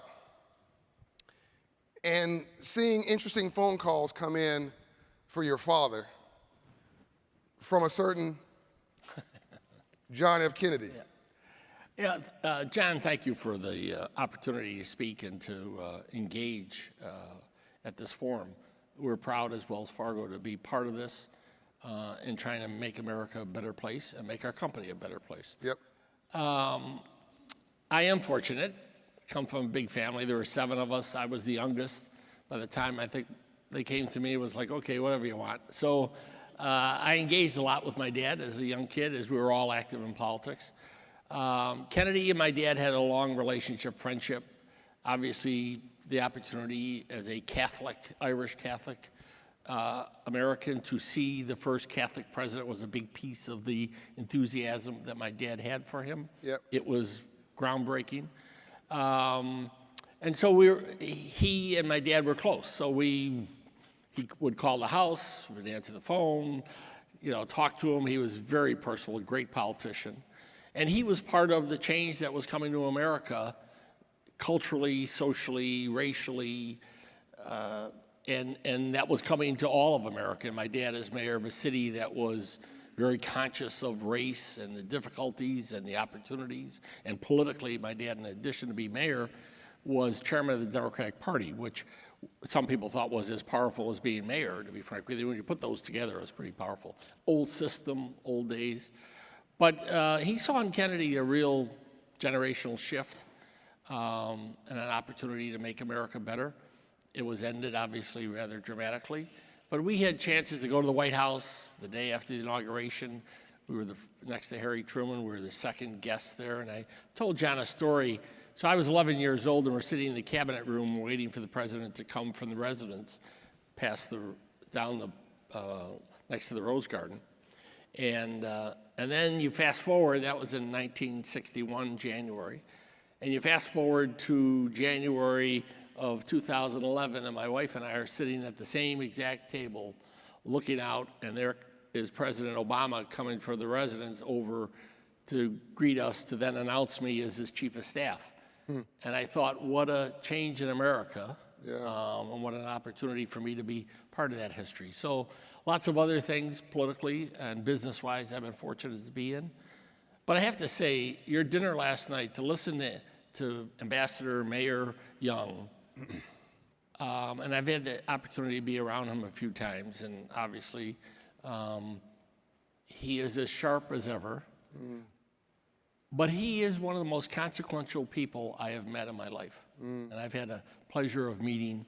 But when you see how he views his life and what's happened in the life of America, it's really phenomenal to listen to him and his insights. So I've been lucky. Yeah, You're lucky. You leaned over to me and you're like, my God, he's just sharp as a tack. I mean, he doesn't miss a beat. And 89 years old, does not miss a beat. And the way he not only remembers things, obviously, from 50, 60 years ago, but how he puts it in the context of today for younger people and the issues of today. That's, to me, the most remarkable. He's not just telling stories. Yep. He's taking those events and what was maybe going on then and interpreting them today for us today. Yep. And let's go back, agreed. Let's go back to your father for just a moment. When Kennedy was assassinated, well, I guess let's step back. No, this is right, the right timeline. When Kennedy was assassinated, you said something happened to your father that you'd only seen one other time in your life. What was that? He cried that evening. It was Friday, the 22nd of November, and the only other time I saw him cry was when his father passed away. And it was, as a little kid, you're like kind of stunned. And it was that impactful to him because he saw so much hope for America in Jack Kennedy. And then there was the period of, now what? And he then aligned very closely and was close with Lyndon Johnson before. Lyndon Johnson once said he was the only politician he met when he was trying to get support to run against Kennedy who told him the truth and said, no, I'm with Kennedy. Everybody else tried to fudge because he was the Senate Majority Leader and they didn't want to offend him. My dad just said, sorry, I'm not with you. And there's all these stories which we can't tell about your dad and phone calls that came in from different people, including Johnson. But as we pivot here, Dr. King came to Chicago. It wasn't all peaches and creams. It was a very tough campaign. Your father was stuck in the middle of these political dynamics and headwinds, and he did as best he could to I guess, negotiate his way through that as a politician. Looking back in hindsight, do you think that there was any clearer pathway, or we were just in a messy place in America at that time? To be very honest with you, John, listening to Ambassador Young speak of that time, and the perception is that Martin Luther King and the movement and my dad were all this. And listening to the ambassador, the nuance of everybody kind of understood their roles, and they were all trying to move together, both limited by their experiences or their movement. Or my dad, who he came from a different generation. I'm the mayor. I've got to balance this. And it was a very different city, and I think we oftentimes, when we look at history, especially today, we want to look at it based upon the world as it is today. That's right. And not understand and appreciate, and that's where I think, again, Ambassador Young so perceptively explains that difference. And I think, especially for young people today, they should have that sort of lens that they look at history through. Constantly improving. And this is why, so now I'm pivoting to you, because that's you. You're like a constant software upgrade. We've had this conversation, so let's now go to, I've become friends with Charlie Scharf, your CEO. I've known him for a long time. I consider us friends. And Charlie got into a bit of a mess culturally during the 2020 year of sensitivity, where I don't think he said the right things that comported with his heart. He's a good man. I've met him. I think he's a decent human being. As I told Charlie, as I told you, I think Charlie lived in a bubble. He grew up in a bubble. He was privileged. It's like the Ambassador Young will say to people, it's not your fault that you were born white. It's not my fault that I was born black, but it's our responsibility from this day forward to try to be the best people we can to bridge these gaps. And that's what I said to Charlie, and I said to you, and the beauty was, in a private room, nobody listening, you guys were open. You guys were open to what was being said to you. You're open to a new understanding. Charlie didn't get his back up when I told him, I think just the truth. He had the privilege of his background. It's not his fault. But he was trying to say, okay, what he's done now, by the way, is I think he's opened his lens. But if there was a book that you should write, I think it should be Counselor. Because you were counselor to your dad, counselor to your brother, counselor to the nation as Secretary of Commerce, which I think is probably one of your favorite positions, Secretary of Commerce. Counselor to our first black president, counselor to President Clinton. And now you're counselor to Charlie Scharf. I mean, your office is right next to Charlie's. When I was in there, he proudly pointed to Bill Daley's office next door, even you weren't there. And clearly he respects your counsel. And I firmly believe rainbows only follow storms. You and I had a half dozen conversations during that time. And we didn't agree on everything, but you always listened. And you valued what was being said to you, and you went back and thought about it, and then you empowered Darlene Goins and others to Gigi and others to move on these things. And a year later, I go back in, and you guys have actually done a lot of the things that I didn't think you were going to do. You have moved on diversity and inclusion. You made senior. Tell you guys. Well, yeah, when Charlie's comments came out, and one can argue whether they're misinterpreted, blah blah blah blah. It doesn't matter. Charlie embraced an apology immediately and meant it, and we talked about it. It was either a crisis or an opportunity. Right. And he really took an opportunity, and we began to look at some of the immediate actions he took to not only create a senior person on our operating committee for diverse equity and inclusion, not focused just on inside of what our employment face looked like, but more importantly, or as importantly, what we do as a bank in communities of color, and and obviously the financial industry has a long history and a bad history, to be frank with you. And I can say that not having been in it my whole life, but it's the reality. And I think there is an acknowledgement. Your previous speaker from Truist, it's the new leadership of the world and of America that's going on that I think understands that. So we've made lots of changes. We've engaged on our products. We've engaged in one of the things I'm most proud of is Charlie announced even before the George Floyd murder and the awakening that seemed to come from that, a $50 million investment in MDIs. I come from Chicago, where minority depository institutions, minority banks, yeah. which were numerous in Chicago, and they've shrunk. Those that have been around were really struggling and are still struggling. But when you look at some of them, 100 years old, surviving through the Great Depression, through all of the crisis, the economic crises we've had, but still in business, and many of them still family-owned businesses, I thought it was important that we engage with those institutions, not just with capital, but with our capabilities, technology-wise, ATMs. How can we help them? Because those banks are foundations in communities that people, especially small businesses, depend on, and some businesses that never have had a bank account. Right. So we were the first bank. Now many other banks have stepped forward.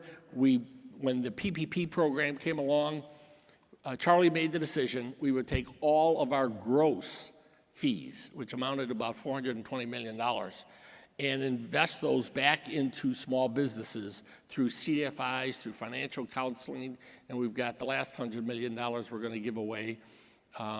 Again, focused on small businesses, primarily in Black and Hispanic communities. And our next plan that we're going to announce very shortly is going to be really unique for small businesses.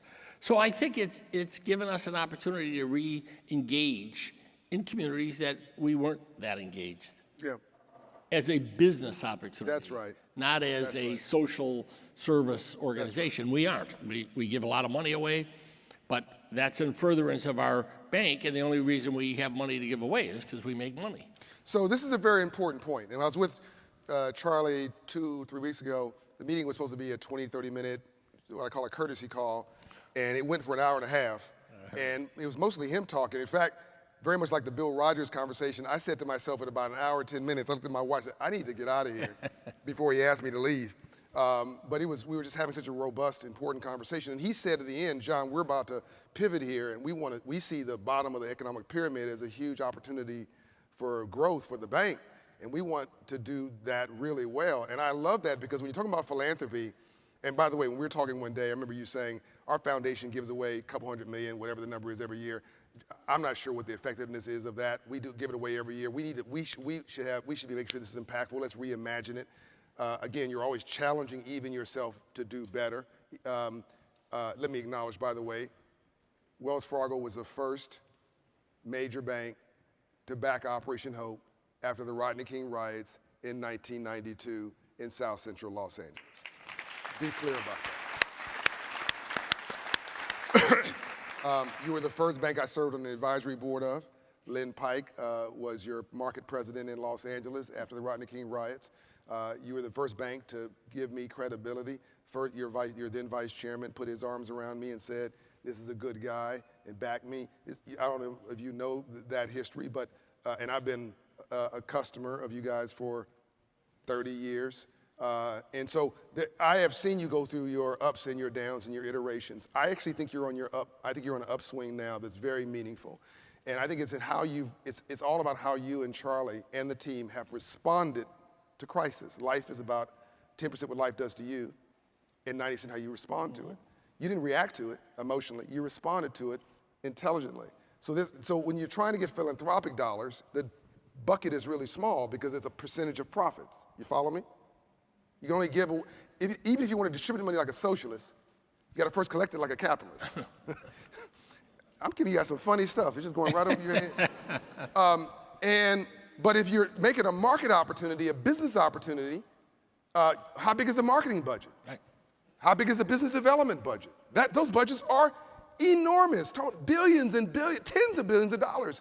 You're unlocking, when people take you seriously, you're unlocking other buckets that don't exist when it's just about charity. So I love that they're expanding the lens.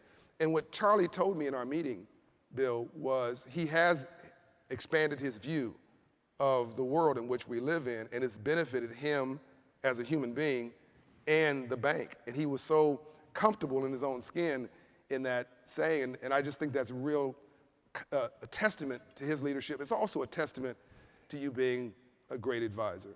Well, I've enjoyed working with him because he is open. Yeah. And the way you described his reaction when all of that happened last fall, he was like stunned. Yep. People would think Yep. that what they were interpreting, Yep. he said, he felt. Yeah. And it was. And he told the story that he went to there's a conference of black directors that's held every year out in California. And about 3 or 4 years before this incident, Charlie went and listened to people's stories about their kids, having to drive black and be conscious of being stopped. And to him, it was totally foreign. Yeah. He had no concept, which he then kind of embraced how sheltered, in many ways, his life was, which many people, obviously not unique to him. He grew up in a relatively middle-class family. His mother was a school teacher. They weren't wealthy in the scheme of things. So I think it's made, my own personal opinion, him a better person. Yeah. It's easy to say because you're not the guy who was the target.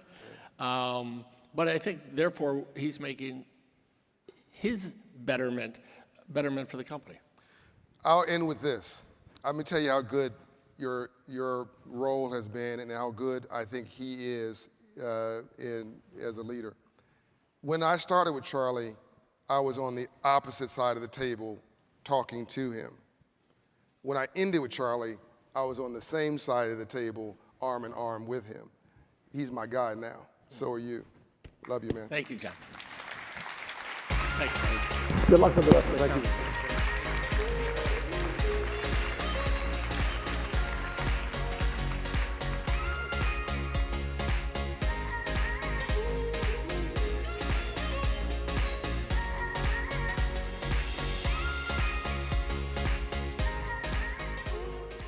All right, thank you once again. We've been fortunate. Wait a minute, the prompter's doing all kinds of stuff. Come on, catch up. All right. Once again, good conversation, and we are excited to have our next guest join us live from Washington, D.C. We've gotten a lot live from Washington, D.C. It's the U.S. Deputy Treasury Secretary of the Treasury, Wally Adeyemo, and of course, John Hope Bryant. Take that. Right back Ms. Wale? I may be out here talking. Oh, there's Mr. Adeyemo. I just saw him on TV the other day. Wale! Wait a minute. You guys have just been spoiled with all these billionaires, millionaires, CEOs. Wait a minute, hold on. No. It's like, oh, there's Jesus. It's okay. I mean, it's unbelievable. It's unbelievable. Wait a minute, hold on. Not let me explain. Let me, L-E-Jaime, I-L-me. Let me explain something. This man is the first African and or African American ever to be number 2 at the U.S. Department of the Treasury in the largest economy in the world, the sole superpower in the world, in the history of the United States of America, ever. Ever.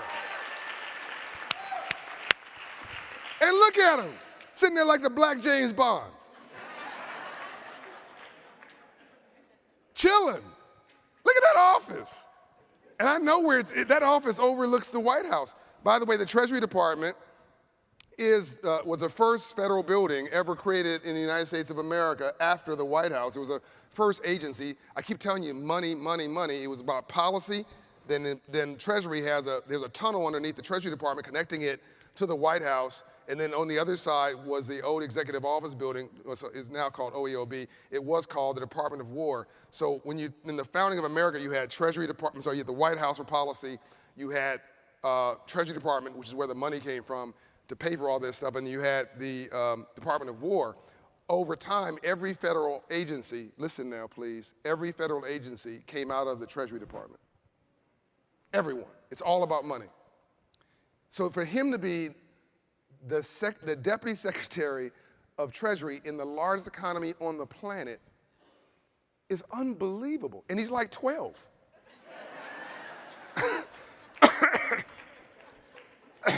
Wale, if you can mind me call you Wale today. Not at all. It's good to see you, John. We're so happy for all the things that you are doing. It's been wonderful to get to see some of the conference that you're hosting. And let me just thank you for the incredible work that your organization has done throughout the years, being an incredible supporter of this institution, the Treasury Department, and the work that we're doing to advance the causes of racial equity and ensuring that communities of color throughout this country have the same economic opportunities as everyone else has been something that you have pushed us on, helped us with, and continue to advise us on going forward. So it's great to be here with you today. Honored to have you with us, Wale. And I want to say his name is not Wale, it's Wale Adiyamo. Wale, can you please walk us through very quickly some of your background, the other positions that you've held, given that you look 12, because you look so timeless, you look so young, but I think it does not underscore your experience. Walk people through quickly some of your prior positions and with presidents. So John, thanks for giving me an opportunity to talk a little bit about how truly blessed I've been to have great mentors and friends along the way, including yourself, who have helped me throughout my career. I had an opportunity to work in the Obama administration, starting in the very beginning, working for Secretary Geithner and then Secretary Lieu. While working in the Obama administration, I got a chance to work setting up this small agency called the Consumer Financial Protection Bureau and serve as now Senator Elizabeth Warren's chief of staff. At the end of the Obama administration, I got a chance to work directly for the president as his international economics advisor. And after— Whoa. That was so sexy. Back. Say that again. You work for the president as what? As international economic advisor. Woo! Okay, continue. And then after leaving, I went and spent some time in the private sector, but then got a call from President Obama to come back and to run his presidential foundation, which I did before returning back to the Treasury Department. There's so many presidents in your life. You got a call from President Obama to run. Come on now, Wally, you got to say this right. When you get criticized, they'll take all day to talk about that. So take a minute to really sit in your moment. You got a call from President Obama to do what? To come be the president of his presidential foundation. In Chicago, right? I moved to Chicago and got a chance to live on the South Side, helping to build what is going to be an incredible presidential museum and library devoted to the 44th President of the United States. And then next? Yes. That, President Biden nominated me to serve as the Deputy Secretary of the Treasury, and that's where you find me today. And how big is your portfolio as in your role at the Treasury Department? How by the way, you guys are talking about the last few weeks, oh my God, the debt limit, oh, we got to extend the debt limit. If we don't extend the debt limit, the country will be in, you've heard this debate on TV the last few weeks? He's in charge of that, okay? What's the numbers? Give us some sense of the numbers. that you guys As you manage? mentioned, John, the Treasury Department's responsible for things you'd expect. Paying our bills, taking in money, making sure that we don't do things like reach the debt limit. I've been fortunate enough throughout my career to work for a number of incredible leaders. And today I work for Secretary Yellen, who's an incredible historical leader. Yep. And the best part of my First woman. job is getting to be her, one of her senior advisors here at the department, but also working on a number of issues from helping to implement the American Rescue Plan. The Treasury Department is helping to get more than $1 trillion into the US economy, including through things like the stimulus checks that Americans have received, the child tax credit that's going out to the parents of 60 million children, making sure that emergency rental assistance is getting into the hands of people who need help staying in their homes during the pandemic. In addition to helping with the national security portfolio of the department, we stay very busy thinking about what we can do to advance the cause of the American people and implement the president's agenda. In order for Wale and I to speak, we normally have to do it at 4 o'clock on a Saturday afternoon because that's the break he's got. He doesn't have weekends. He's working pretty much 24/7 and when he's not sleeping in this role. Wale, let's back up for a moment. We're going to talk about your agenda and what comes next for the administration and for the nation. But let's back up a quick moment. I want you to reflect on your background personally and where you came from. Again, because people assume folks in these positions have always had it, your background from Africa. But I want to tell a quick story about you and me. I walked into, with Janae Roscoe, who's here somewhere, I walked into the Treasury Department and said we should rename the building across the street, which was Treasury Annex. It had been a Treasury Annex building for 150 years. So the White House is here. The L'Enfant Park, I believe it's called, in honor of the French who helped us with our independence from Britain, is across the street. You've got the old Executive Office building, Department of War here. You've got, you got to help me with the name of the building. There's a building on the left where Heads of State stays. I'm blanking on the name. Treasury Department here, and then the Treasury Annex building here, okay? So this became the Freedmen's Bank building, this building here, Treasury Annex building. Which is where Abraham Lincoln created a bank after the Civil War, chartered to teach freed slaves about money. Did you know that? Yes. Financial literacy, 1865. So January 1865 was Field Action 15, which created 40 acres per. It was a black civil rights soldier who fought for the Union. They were given 40 acres. They worked that so hard. They were given a mule as an investment. Think about a tractor today. So that was January 1865. All this happened, by the way, in Savannah, Georgia, 2 hours from here, where this deal was cut. And then the next month, March, Abraham Lincoln created a Freedmen's Bank to teach freed slaves about money. And unfortunately, in April, he was assassinated, Abraham Lincoln. So that all fell apart. And Frederick Douglass ran this bank, which nobody knows. And he was also a businessman, not just an abolitionist, Frederick Douglass. All the stories lost to history. So I walked in Treasury, Secretary Jack Lew, and told this story, which most people did not know, and said I wanted to rename the building. And people said, oh, you're not a senator, you're not a congressman. Who do you think you are? Not Jack Lew, by the way. So Secretary Lew said, let's look into this, and brought you in the room. I almost passed out when you walked in the room. It was a black deputy chief of staff. I was trying to be cool about it.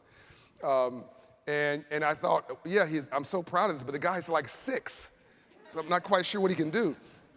And so he walked in the room, and the lawyers finally said, this can't happen. It's going to take years and years and years. Very much like Bill Rogers was saying, this is too difficult. And finally, Secretary Lew said, we've discovered that you can actually do this administratively. So I'm going to rename the building. I actually said, well, you cannot possibly tell me to the lawyers that the Treasury Annex building is a sexier name than the Freedmen's Bank building. And so Secretary Lew decided to change the name of the building, which I think hasn't happened another time in U.S. history. But this is the man right here who made it happen. This man, Wale. Well, you give me way too much credit. Like most things, it was dedicated people like you who brought the issue to our attention and advocated for it for years and helped us realize what I think is one of the most important things we can do in government is making sure that we remember our history in order to ensure that we learn from it as we go forward. And I've got to tell you that walking into the building and realizing that now I get a chance to be the #2 person at the Treasury Department and to look at the Freedmen's Bank it reminds me of the importance of the work that we do every day to make sure that people have access to opportunity in this country. So I appreciate you bringing that to our attention. I'm so happy that we were able to accomplish that because it's an important symbol and a reminder to all of us of the work that we need to continue doing here. Yeah, and as we pivot thank you, Wale. As we pivot the conversation, I'm reminded of Ambassador Andrew Young's quote, "Coincidence is God's way of staying anonymous."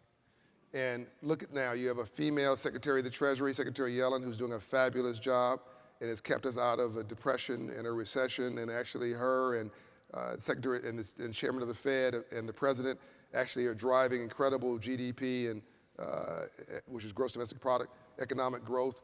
I think we have a chance to take a storm and turn it into a sustainable rainbow, create generational change for all. And here you have a first female Secretary of the Treasury in the history of the nation, the first black male as number 2 in the history of the country. It must be a out-of-body pinch you experience every day. Tell us a little bit about the background, pivot then to where do we go from here, as Dr. King would say. So as you know, John, my father was a teacher and an elementary school principal for a long time. My mother's a nurse, and I grew up east of Los Angeles in the area called the Inland Empire that was hit hard by the financial crisis. Friends and family lost their homes and lost their jobs due to that crisis. And I had a chance at that moment to work here at the Treasury Department in the Obama administration. And the lessons learned from addressing that crisis have impacted the way that President Biden and this entire administration has thought about a much different crisis in the pandemic, but one that has exacerbated a number of the issues we faced in this country for way too long, like inequality. You have been working on these issues for day and night for your entire life. And it's a set of issues the president's been focused on as he came into office. And we knew that it wasn't the type of issue, which is inequality, that you could wait on dealing with till you got out of the pandemic, because the pandemic was exacerbating it. So when the president advocated for the American Rescue Plan, he made sure that there were things in there that would help address the challenges that people of color were facing due to the pandemic. Things like more money for small businesses in order to make sure that the small businesses that people of color own have access to the resources they need to make it through the pandemic. Ensuring that there is money put in people's pockets so they could pay for things like food and taking care of their children during the pandemic through the stimulus checks and the child tax credit. And finally, making sure that people could stay in their homes in order to avoid the pandemic, but also in order to make sure that they have the stability that comes with staying in a home through things like the Emergency Rental Assistance Program. So the lens, so now we talked about the program. Let's talk about the lens through which your background experience, the secretaries, the administrations, the compassion of the presidents, how does that connect with the economic growth agenda? In other words, this is perception, I believe it's wrong, that if you're compassionate, if you have empathy, if you want daycare for mothers. I mean, there's a reason why 3 million women didn't return to the workforce. They got to find a way to take care of their children, and they're not going to abandon their children just because the job is calling. So I believe these things are connected, and one thing informs the other. This is, I think, false narrative in this country that if you do good, then you've given up on doing well. Or even more perversely, that if you somehow raise taxes, that's going to be the end of the economy. Actually, history has shown that every time that we have invested in the bottom of the pyramid and raised taxes appropriately and smartly, it's like R&D, research and development. It goes smartly to invest in things that actually boost GDP. And for 100 years plus, that's been the history of this country. Economic growth has gone through the roof, and the rich have gotten richer as a result of that when you invest in the bottom of the pyramid. How does all this, in your mind, how do you frame all this up as a vision in your role, and how do you see the administration? What's the narrative here for the nation, for all of us? John, the key word you said there is investment. And that's exactly what the president is doing. Not giveaway program, not charity, not investment, not cost. It's investing, and not just investing in communities of color, but investing in our country by investing in communities of color. As you know, Secretary Yellen is a historical figure, first person to be the head of the Council of Economic Advisors, the Federal Reserve, and also Secretary of the Treasury. But she brings to this job the lens of being a labor economist. That's what she's done her entire life. Yep. And one thing that we both know, one thing the president has stressed is that one of the ways that we can make the American economy stronger is by unlocking the unrealized potential of marginalized Americans, by making sure that we get access to credit to communities that have been starved of access to credit. We're not only helping those communities, but we're helping all of America compete. As you know, much of my time in my career has been spent at the intersection between national security and economics. Right. And the thing that I recognize is that every day America is competing against countries around the world. And the best way for us to compete is to make sure that everyone in America has an opportunity to contribute to economic growth. At the moment, that isn't possible because we haven't made the much needed investments in communities of color around this country. And that's exactly what the president wants to do through his infrastructure bill. And when you look at the infrastructure bill, it includes things like access to high-speed internet. When I was living on the south side of Chicago, it was clear that kids who weren't able to go to school because of COVID also weren't able to get an education because they didn't have access to tablets or computers, but they also didn't have access to high-speed internet in their homes. It's about changing out lead pipes, which the infrastructure bill calls for. But in addition to making investments in infrastructure, through his Build Back Better plan, the president also wants to make investments in human capital, in people, by providing things like childcare and worker training and making sure that people are ready for the jobs of the future, especially in communities like ours going forward. So let's get, in the last couple of minutes that we've got together, Wale, let's get into some of the weeds here so that people can understand the piping and the details. The child tax credit you mentioned briefly, how does that translate into not just decency, but economic stability, community stability and economic growth? The emergency rental assistance program, which I really wish more people would use, which is completely undertapped. People are dealing with the threat of evictions, but there's $50 billion, last time I checked, sitting aside to help people who might be facing eviction. There are other elements of the emergency rental assistance program as well. By the way, I want to make sure that people also are hearing these programs we're talking about are not just for black and brown urban communities. They're for white, poor, rural communities. They're for everybody with too much month at the end of their money. All of us, whether you're white, black, red, brown, or yellow, you want to see some more green. We have got, let me say this, he can't say it, I'm going to say it. Everybody in the world wants to be an American but Americans. We've got to knock this stuff off. We got to stop this red against blue and black against white. The Bible says a house divided cannot stand. We got to knock it off. We got to knock it off. We're at economic war. I'm saying this, he's not. There are nations in the world who want to be us.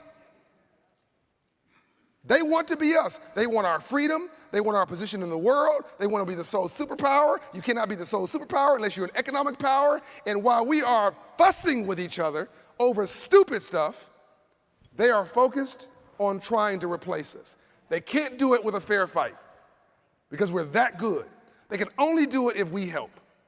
We have got to stop shooting ourselves in the foot and rearranging the deck chairs in the Titanic. We have got to realize we are better together, and we have got to pull together right now. Sermon over. So, Wale, I want to give you the last word here. What's the Sermon on the Mount? If we're pulled together, what is the economic vision that you see and that President Biden sees, the Vice President, the Secretary of the Treasury, Secretary of Commerce, et cetera, that moves us not only forward for the next 2 to 3 to 4 years, but what we can do now in the next 5 to 10 years that sets us up for the next 100 years? Some of this embedded in the infrastructure bill, that's the soft infrastructure pieces. Over to you. I appreciate it, John. And I think I come back to the word that you use, investments, and how do we make investments in our future? Because ultimately, the thing that we are benefiting from today are the investments that a generation before us made after World War II in our country that unlocked the potential of this country and made us the greatest nation on the face of the planet. In order to maintain that, we have to make investments in the future, like the infrastructure bill, like the human capital bill that the president also wants to pass, that will allow us to make investments in our children, in elderly Americans, and in ensuring that we're in a position where America continues to be the leading economy in the world. Doing that will not only include benefits that will help marginalized communities and communities of colors, but it'll help every American, because ultimately we all succeed when we invest in those in America who need it most. And that's exactly what Uh-oh, we just lost. the Build Back Better plan. We got you back. We lost you for about 4 seconds, but you were so cool you didn't even notice. I really wish we had time for Q&A for this particular session. I really do believe there's a lot of people here who'd love to learn from you, ask you questions, and be inspired by you as I have been. My heart is full, Wale, because I think that you are exactly what Dr. Martin Luther King Jr. and Coretta Scott King and Ambassador Andrew Young had in mind when they gave their life so that we might have life over 60 years ago. Wale Adeyemo, Deputy Secretary of the Treasury, we all say thank you.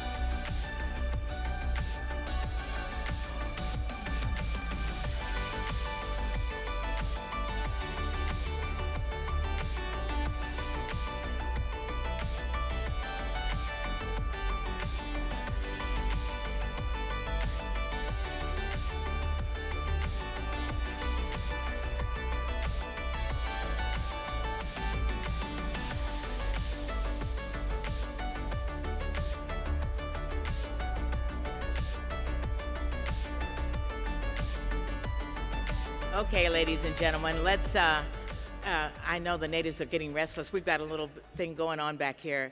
The next woman that is up is going to just really amaze you. We found out we only live about 20 miles from each other, and I'm very excited. She's a Washington, D.C. native, and a proud Washington, D.C. native, as we, I don't know if you all, well, of course you know about D.C., you know, no true representation, but they got to pay some of the highest taxes in the country. And so I am so pleased to welcome to the stage the U.S. Chief Executive Officer of Edelman, Ms. Lisa Osborne Ross, and she's going to be interviewed by John Hope Bryant. I tried to get my interview, but you know, I'll get her later. Here comes John and Lisa.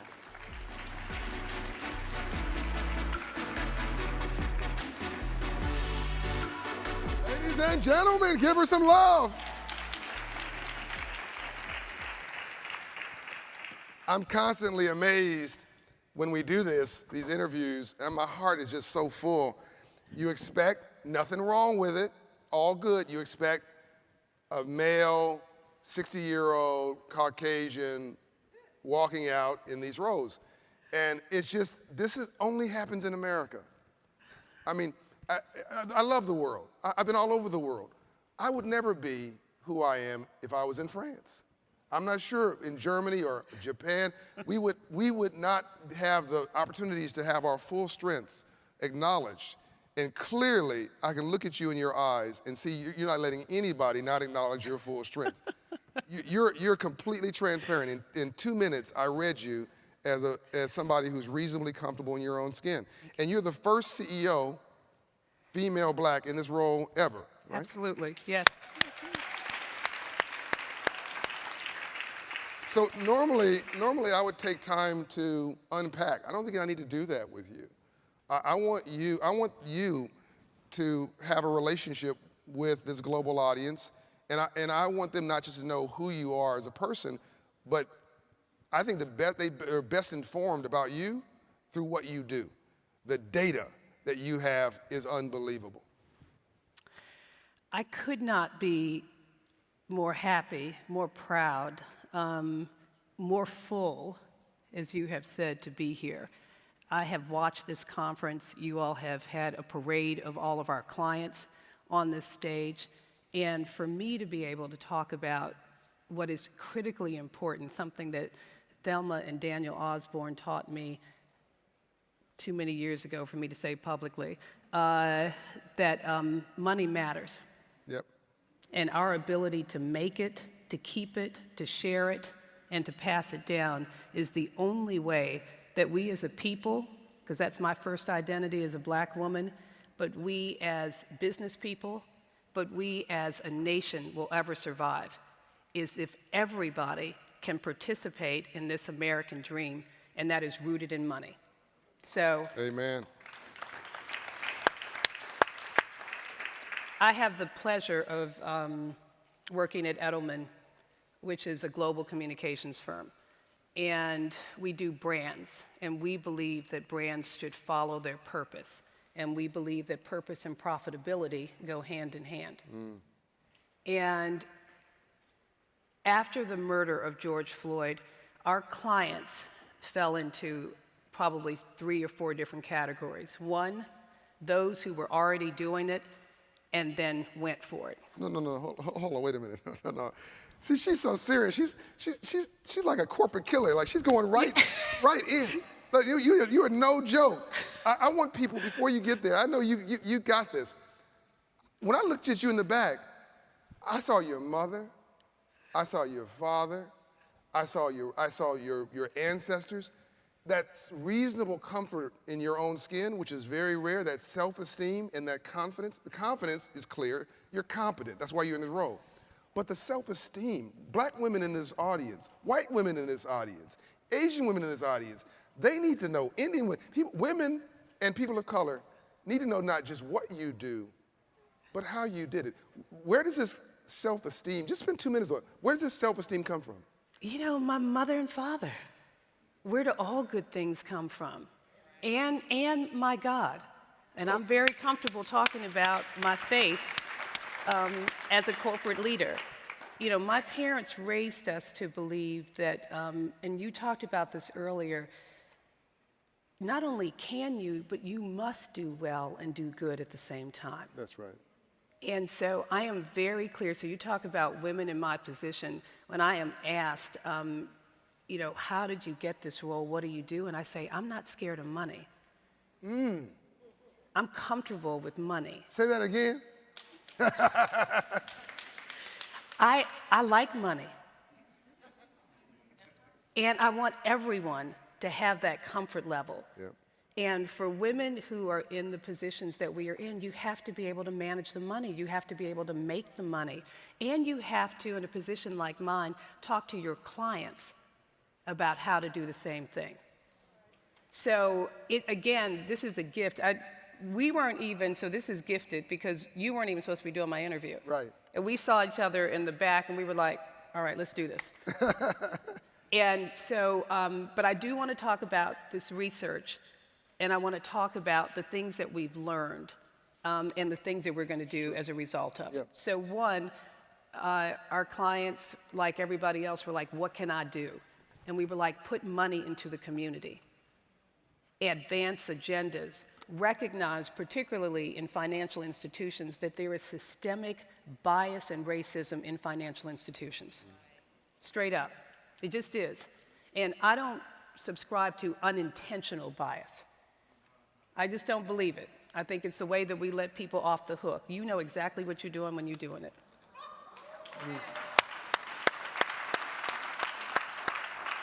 And until you are held accountable, you will continue to do it. So our research found one, affirmation of a hypothesis. If you were thinking that there was systemic racism, I'm here to tell you that it is, and it's in every level and in every institution, everywhere. First finding. Second finding, did that come out? It's fine. But you can still hear me. Second finding is it doesn't matter who you are.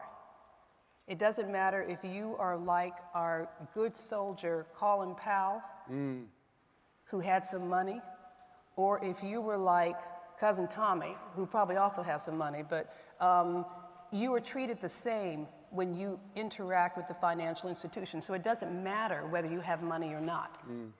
You and your white coworker at the same time are looking at, I think I will refinance my house because the rates are so low. And then Tuesday, your white coworker's like, I'm good, I'm done. And you're like, well, damn, they haven't even called me back. And when they do talk to me, why are they asking me a series of questions that they're not asking you? And why do they keep asking me the same questions over and over again? And you gone on and bought your second property, and I got more money than you do, but they still testing me and questioning me. So second finding, regardless of your income, it's an issue. The third one, and this is the travesty for me because we know how to make money. Right? First woman millionaire in this country, black woman. And a history of taking the money that we've created. I learned backstage that you've been making money since you were 7, selling something. So we know how to make money, right? But this third finding is that because of an absence of trust in institutions, we put that money in places where it's never going to grow, like the freezer. Yes. It's not going to grow in the freezer. Yep. It's not going to grow under the mattress, and it's not going to grow with your cousin Tommy either. Yep. And so the travesty of us taking that money out because we don't feel comfortable is loss after loss after loss. Because it doesn't go anywhere. And then the fourth one, and this is a big issue for me, particularly in communities of color and emerging majorities. Before I leave the stage, I'm going to have to talk about how we got to stop using the word minorities, because that's not who we are.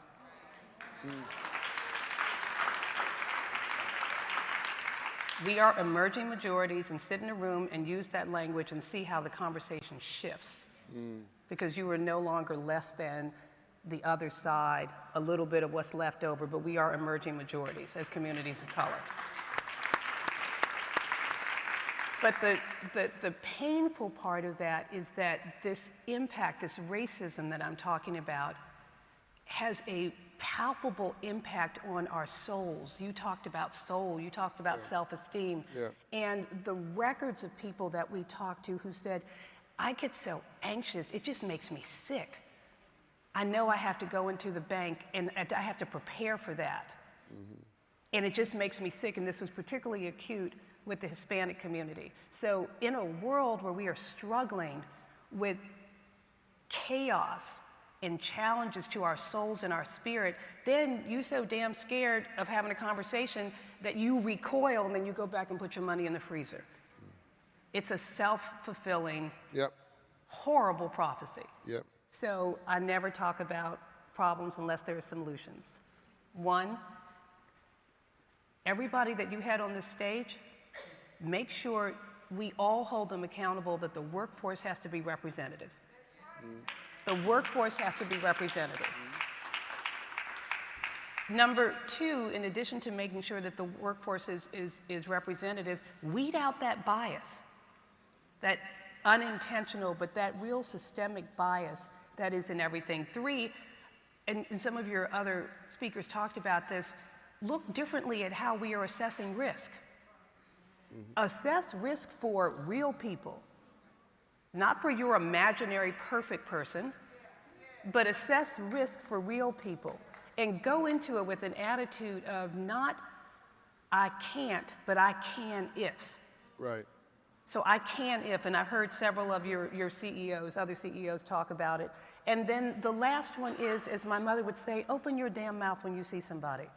So when you walk into the bank, greet somebody. When you have an experience, treat that person like a human being. Yes, yes. So it's pretty simple. Respect me, see me, and I will give you my money. And I need you to help me grow it so I can give it and I can make a difference.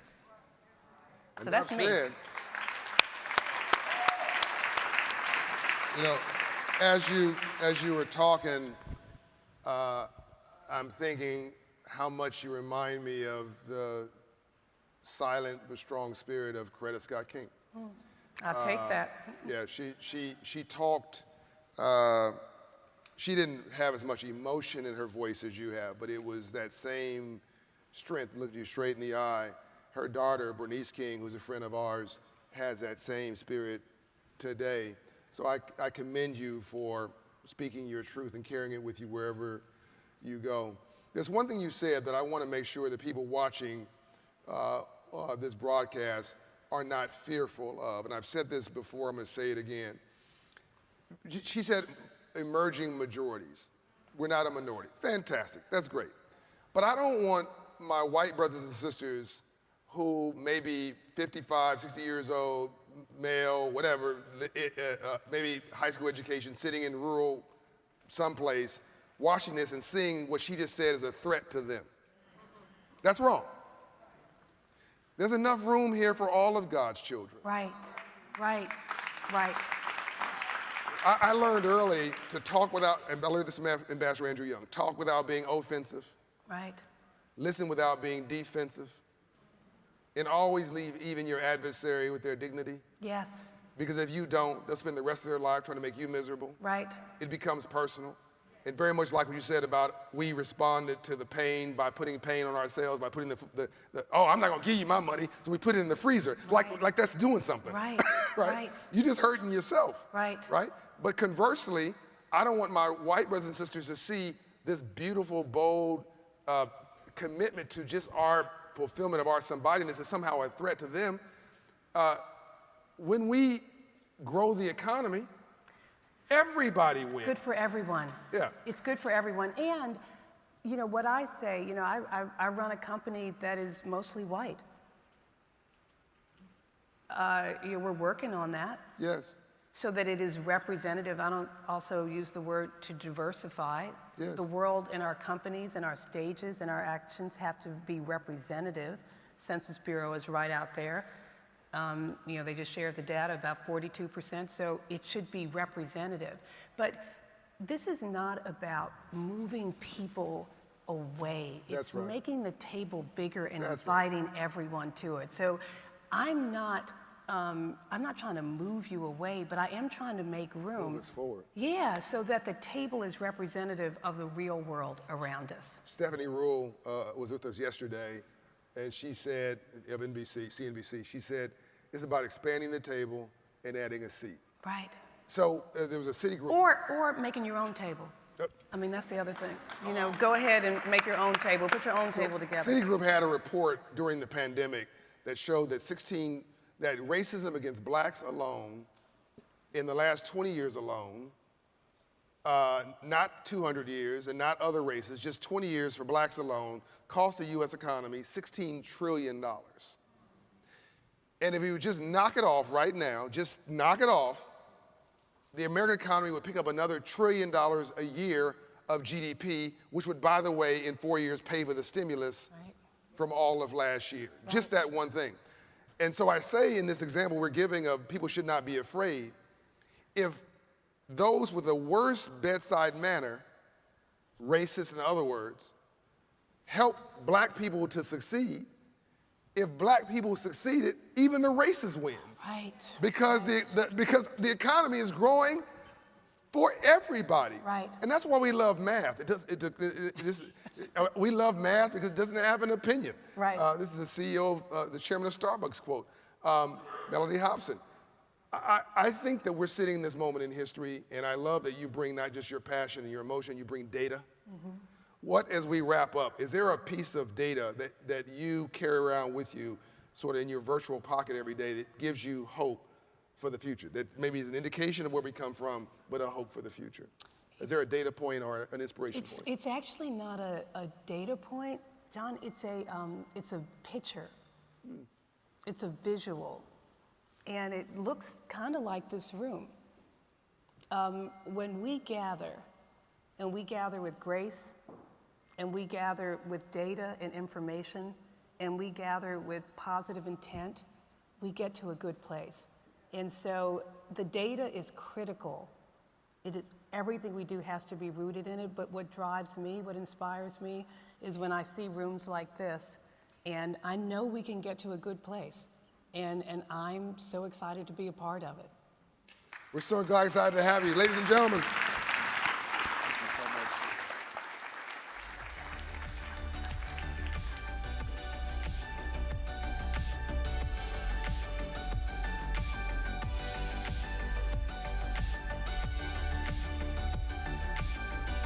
She gives you empowerment, doesn't she? Yes. Please welcome the Chief Financial Officer of Twitter. Joining John Hope Bryant is Mr. Ned Siegel. It's going to be virtual.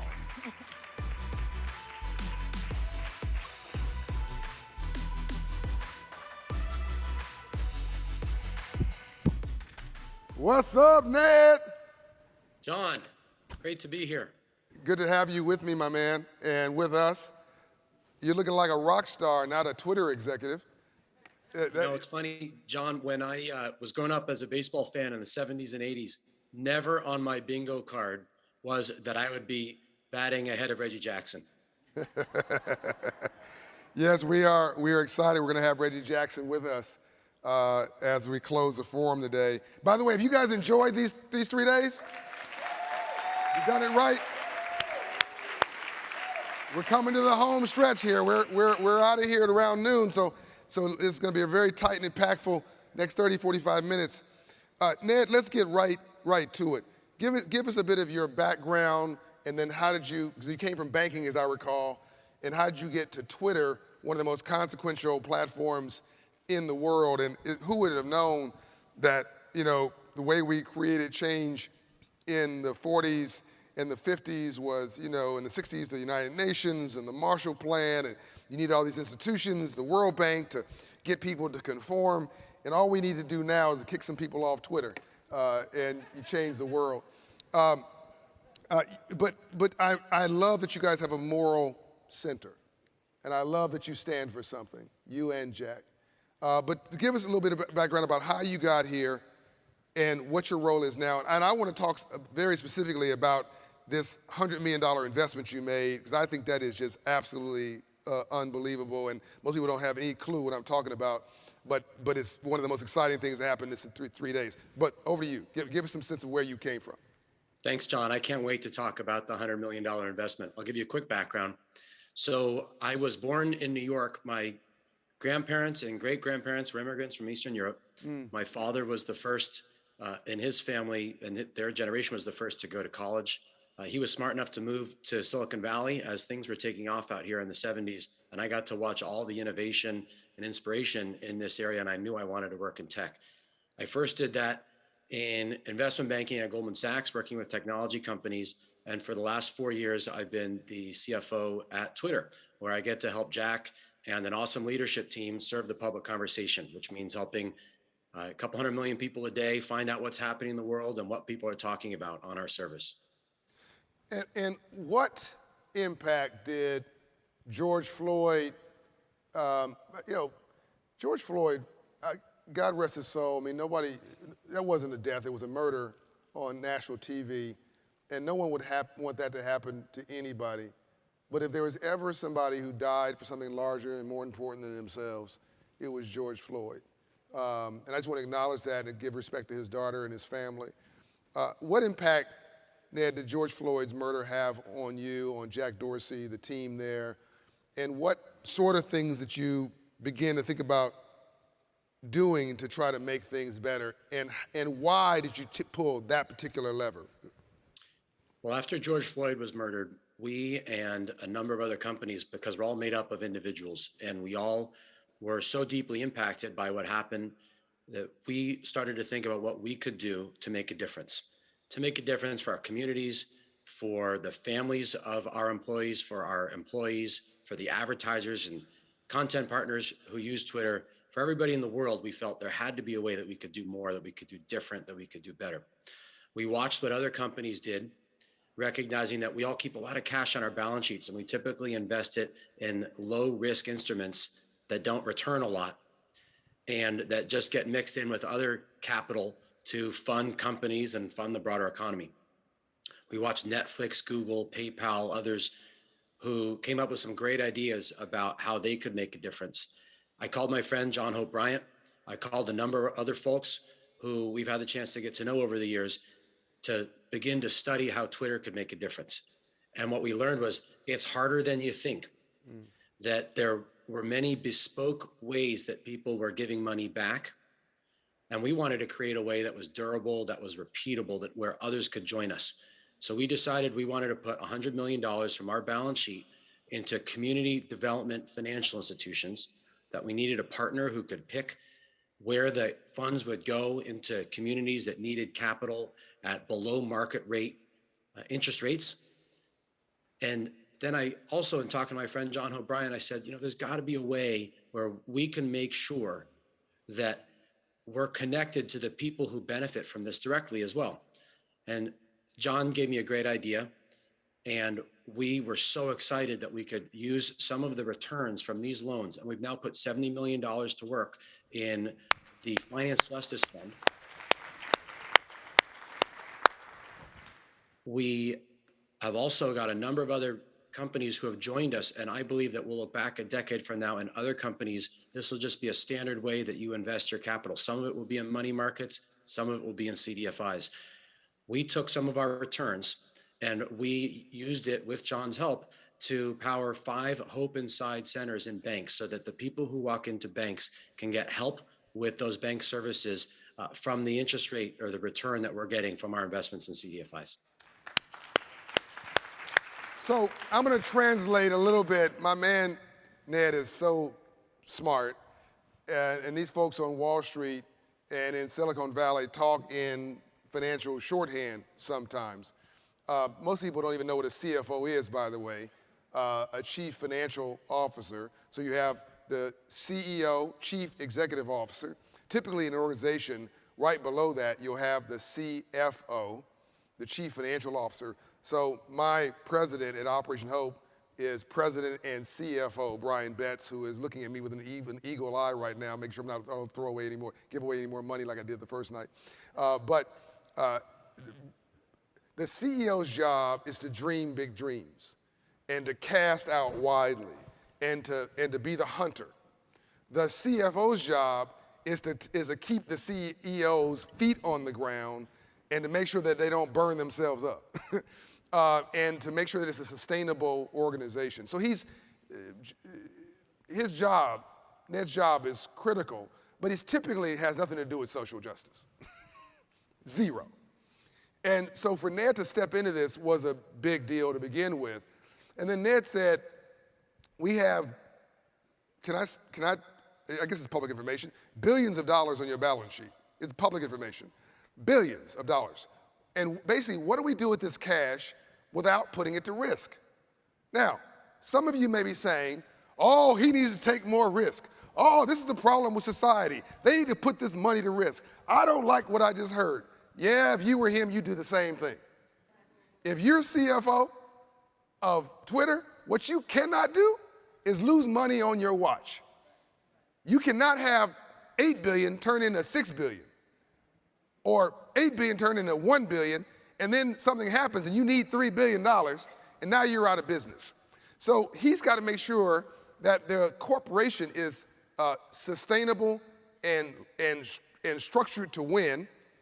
But then he said, but while the money's sitting there, what smart can we do to help society? Is there a way to use excess capital to help advance society? Is this making sense? Okay, I'm just trying to translate here. So, John, it's making so much sense to me. I'm thinking you ought to join us on the earnings call next week and translate for me again. Can you do that?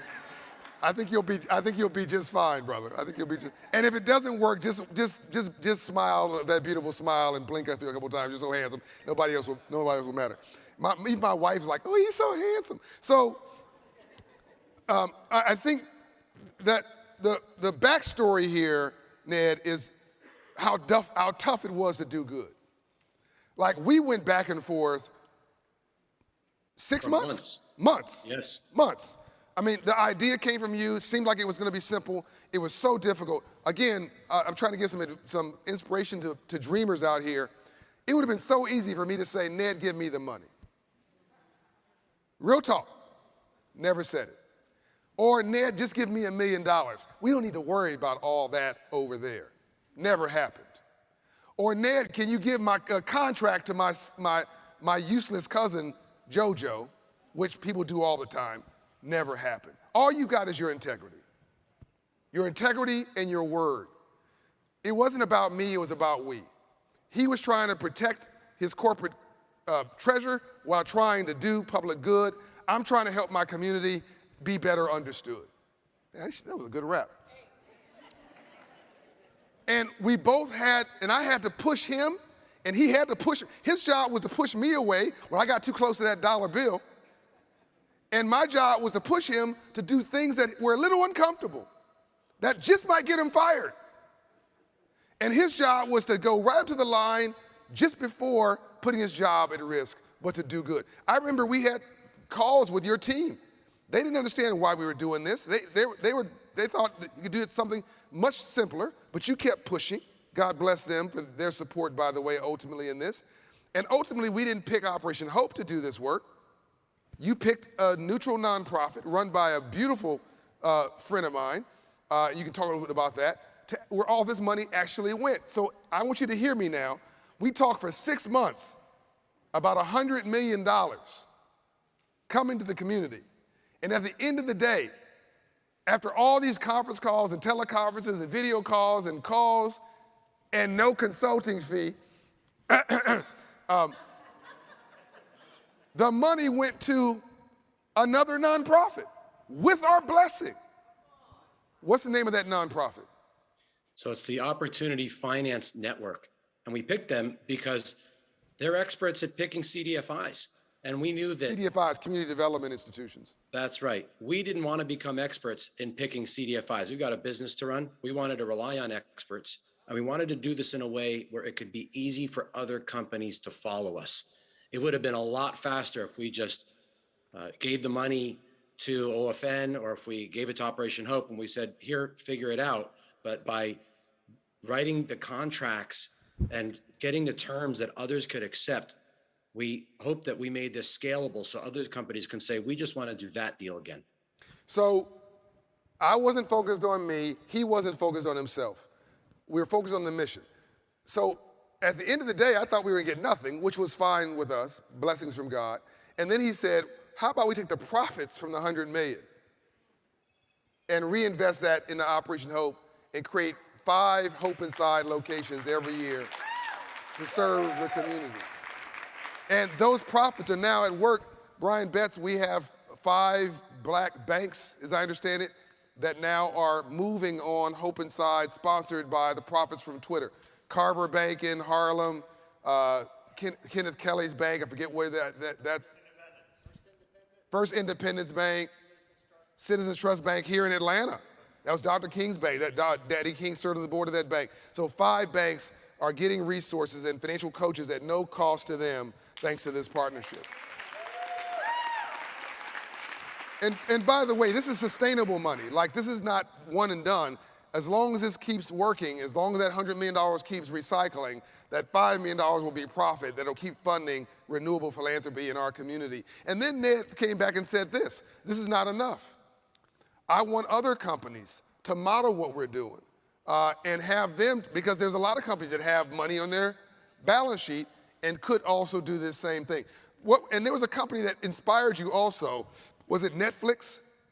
Well, Netflix had done some great work. PayPal, Square, Google, they really were pioneers in putting capital with Black banks, in investing in CDFIs, in investing in minority-led venture funds. And we were inspired by all of that. As we... It's a powerful lesson, John, that we don't all have to do the same thing, but we have to do something. And I love when our shareholders, when our employees, when our advertisers say, hey, why'd you do that? And we can say, we feel we have an obligation to our communities, to our shareholders, to our team, to all of our partners to show what we stand for and to make a difference however we can. And this felt like a really meaningful, durable way for us to do that. Ned, thank you for being a leader, a role model, and somebody who I believe, honestly, with integrity, sees social justice through an economic lens and asks not what somebody else was doing, but what could you do to make a difference. Thanks for always holding me accountable, but also being just a good friend. Please give my love to Black Twitter and all the people there at Twitter and Jack. God bless you, Fred. Thanks, John. Bye, everybody.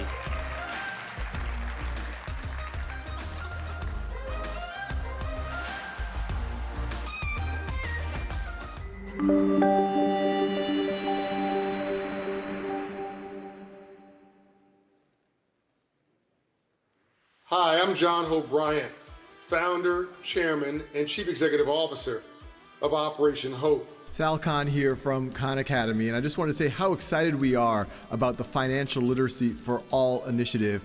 I would argue that today, financial literacy is a new civil rights issue for this generation. We think that there's an opportunity to impact millions of learners and make sure that they are empowered in finance, which will make them empowered in life. If we are to embed financial literacy into the schools, I think that would be powerful. That is what I feel, how I slipped, because it was not there for me. And I think that it would certainly change the narrative. Financial literacy is now going to be embedded into the very fiber of how we do business. You can make a difference. Sign up today, follow and track our movement, get engaged. Let's change the world together.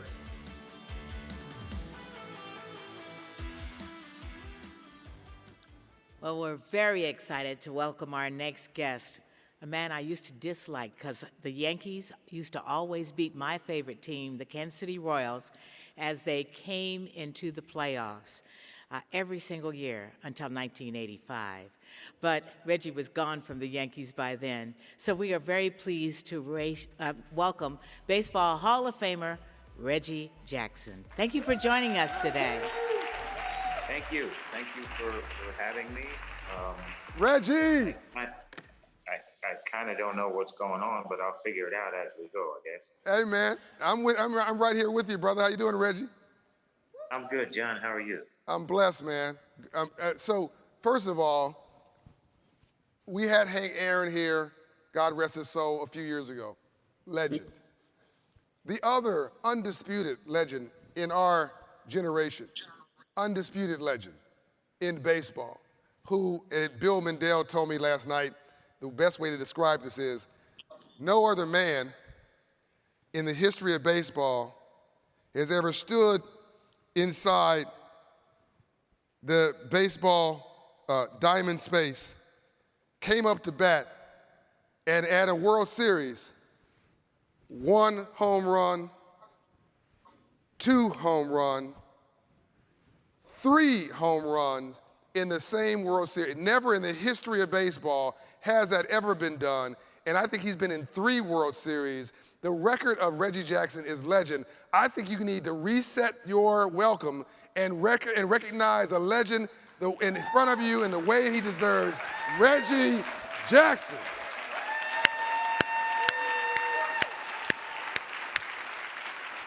Let me also say, and I want to thank Keith, who's here, his business manager. Reggie tried to be here in person. He can tell you where he is right now, but he tried to be here in person. Last night, me and the CEO of Delta and a bunch of other folks were trying to get a plane to get Reggie here last night, and Reggie was completely cooperative. We just could not get it all lined up in time. But I want you to thank you, Reggie, for trying everything at your heart to be here with us in person. Tell us why you had a problem with travel yesterday. I think it'll be relatable. Then I want to go back and talk a little bit about, from your words, your journey in baseball and how it cross-connects with the issue of social justice today through an economic lens. But where are you at right now? I'm in Houston, Texas. About 8 hours ago, I was in Boston, and we left there, I guess around 10:30, and it's about 2 hour and 45-minute flight down here. So we got to bed about 2:30, and I do feel I have a commitment to be with the team. The owner is a very close friend and a very gracious man, and one that is certainly involved in leveling the playing field for minorities. Yep. All minorities. And so he's a wonderful guy. And so we got our butts handed to us here for a couple of days in Houston. We won the first game 5-4, and then we got our butts handed to us. The next two games, it was like a total of like 20-8, 20-9 or something. And then we got beat here, and then we went up to Boston and got waxed. And so it looked like we were going to fall apart. So I went to the ballpark. Gosh, the days are running together, and just kind of hung out from about 2 o'clock in the afternoon to game time, just trying to press some flesh and look guys in the eye, pat them on the back. And, there isn't a whole heck of a lot you could say when, the first game we were down, second game down here, it was 8 or 9-0 in the second inning. And then we went to Boston. In the first game, we were down 6-0 in the top of the second, or the bottom of the second. And so, it looks like you could fold up the tent and go home. I don't want to be here. At the same time, you got a game at 8 o'clock, and your butt's going to be out there, and you better keep digging, and you better keep trying, and you better keep going so that you don't completely shame yourself for an entire winter.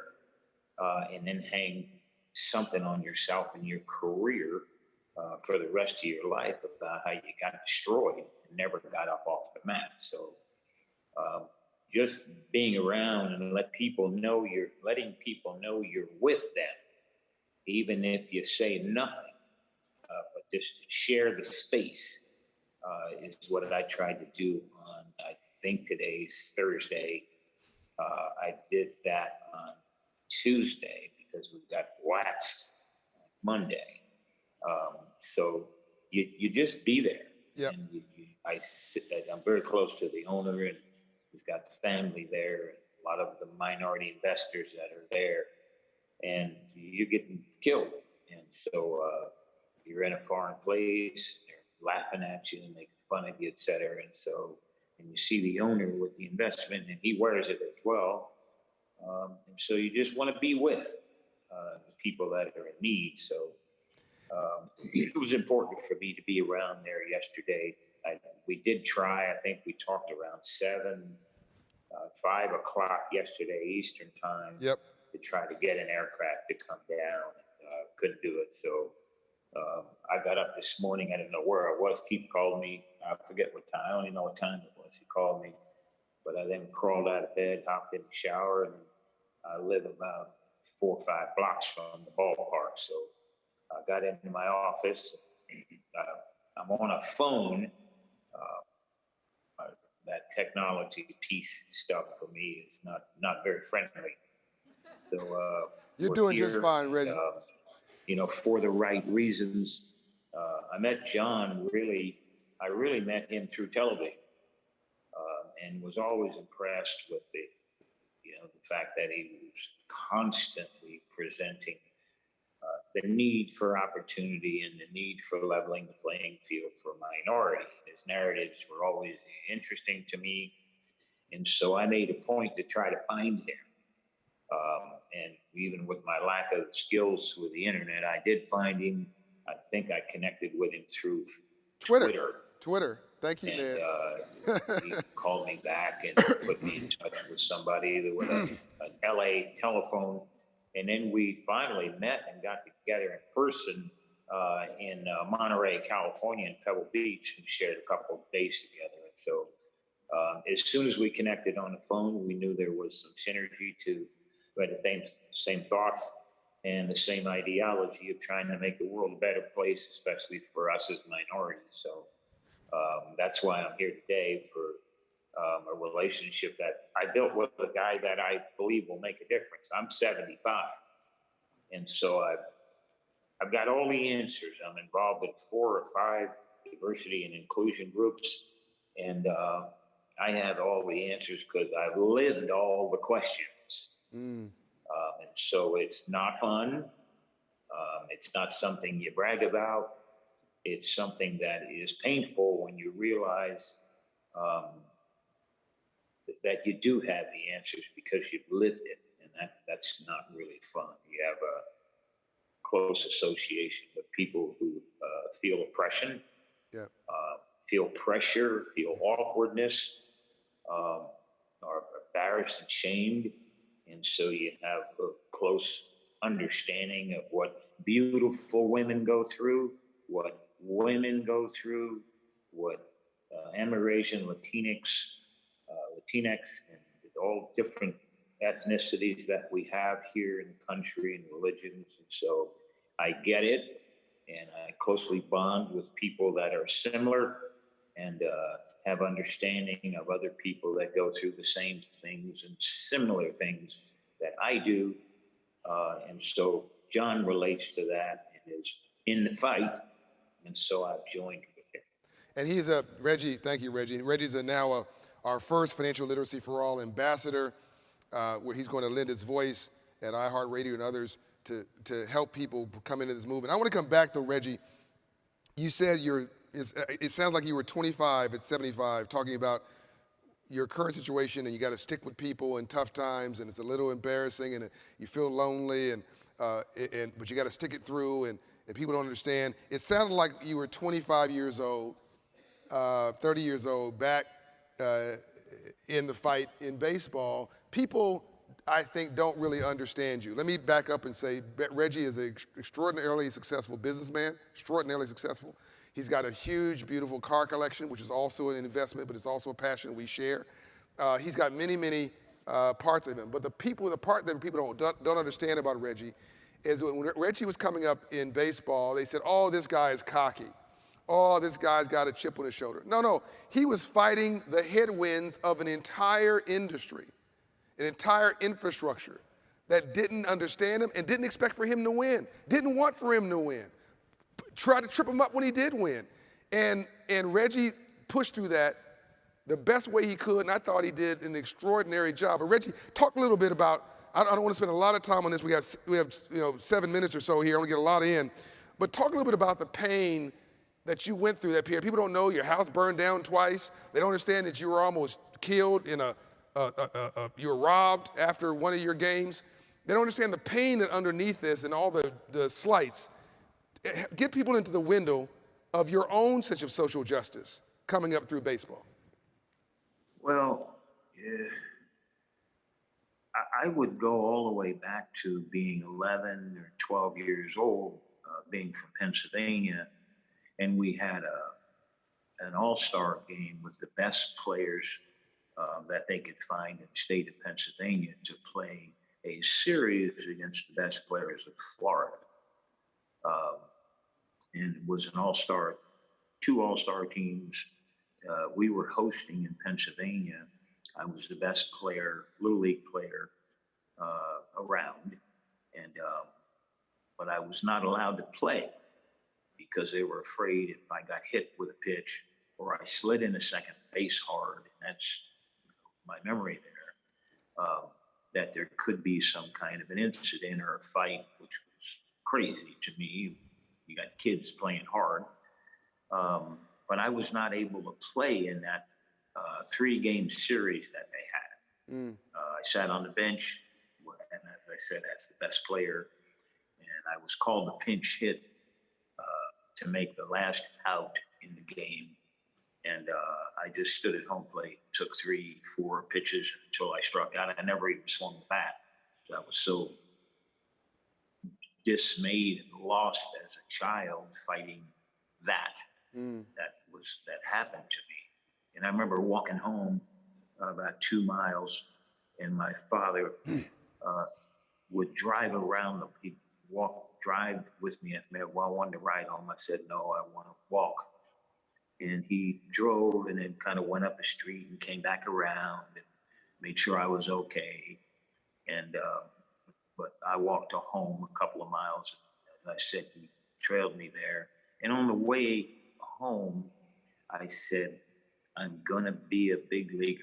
I'm going to be a big leaguer in every step that I took. You know, I became a better football player. I went to Arizona State University, got a football scholarship, wanted to try out for the baseball team. The baseball team had never had a black player on it. And so I tried out for the team after a spring football game. Took batting practice, and the coach, who was from Arkansas, said to me, Reggie, would you like to play baseball? I said, yes, but I need to talk to the football coach. And he said, if you manage a 3.2 grade average, I'll let you play baseball, because my scholarship was in football. And I'm a better football player than baseball player. Wow. But I made the baseball team. I became the most outstanding player in the country. And it was the second year of the baseball draft. I was not drafted by the Mets because the general manager there, Bob Sheffing, thought that me in New York City, dating what he said out of my race, I was dating a Mexican girl. And my middle name is Martinez. But the Mets thought I would be social trouble. And so I was not the number 1 pick in the country, although I was by far the best player. They drafted a catcher. He failed, never made it really through the minor leagues. And I became a pretty good player. So, and at the same time, as I went through that, my first games were in Lewiston, Idaho. In the rookie league in June of '66, and I got hit in about the 6th or 7th game in the head. I was taken to the hospital, but they would not admit me because I was Negro, colored, or whatever you want to call me. So I was sent down to Modesto, California, and there I played with the great Raleigh Fingers, who's a Hall of Famer. And I also played with a guy named Tony La Russa, who's now the manager of the White Sox and of the A's and the Cardinals, et cetera. Got in the Hall of Fame, Fingers in the Hall of Fame. And from there, the next year, I went to Birmingham, Alabama. I went to Waycross, Georgia for spring training. And I never participated in spring training because I did not sign a contract. I was making $500 a month. I got a raise to $800 a month. But I was slated to play in Birmingham, Alabama, and I didn't want to go. So I never played 1 game in spring training. The owner finally came down, and I went to Birmingham. He talked me into it. We had our first team dinner, welcome home dinner at the country club.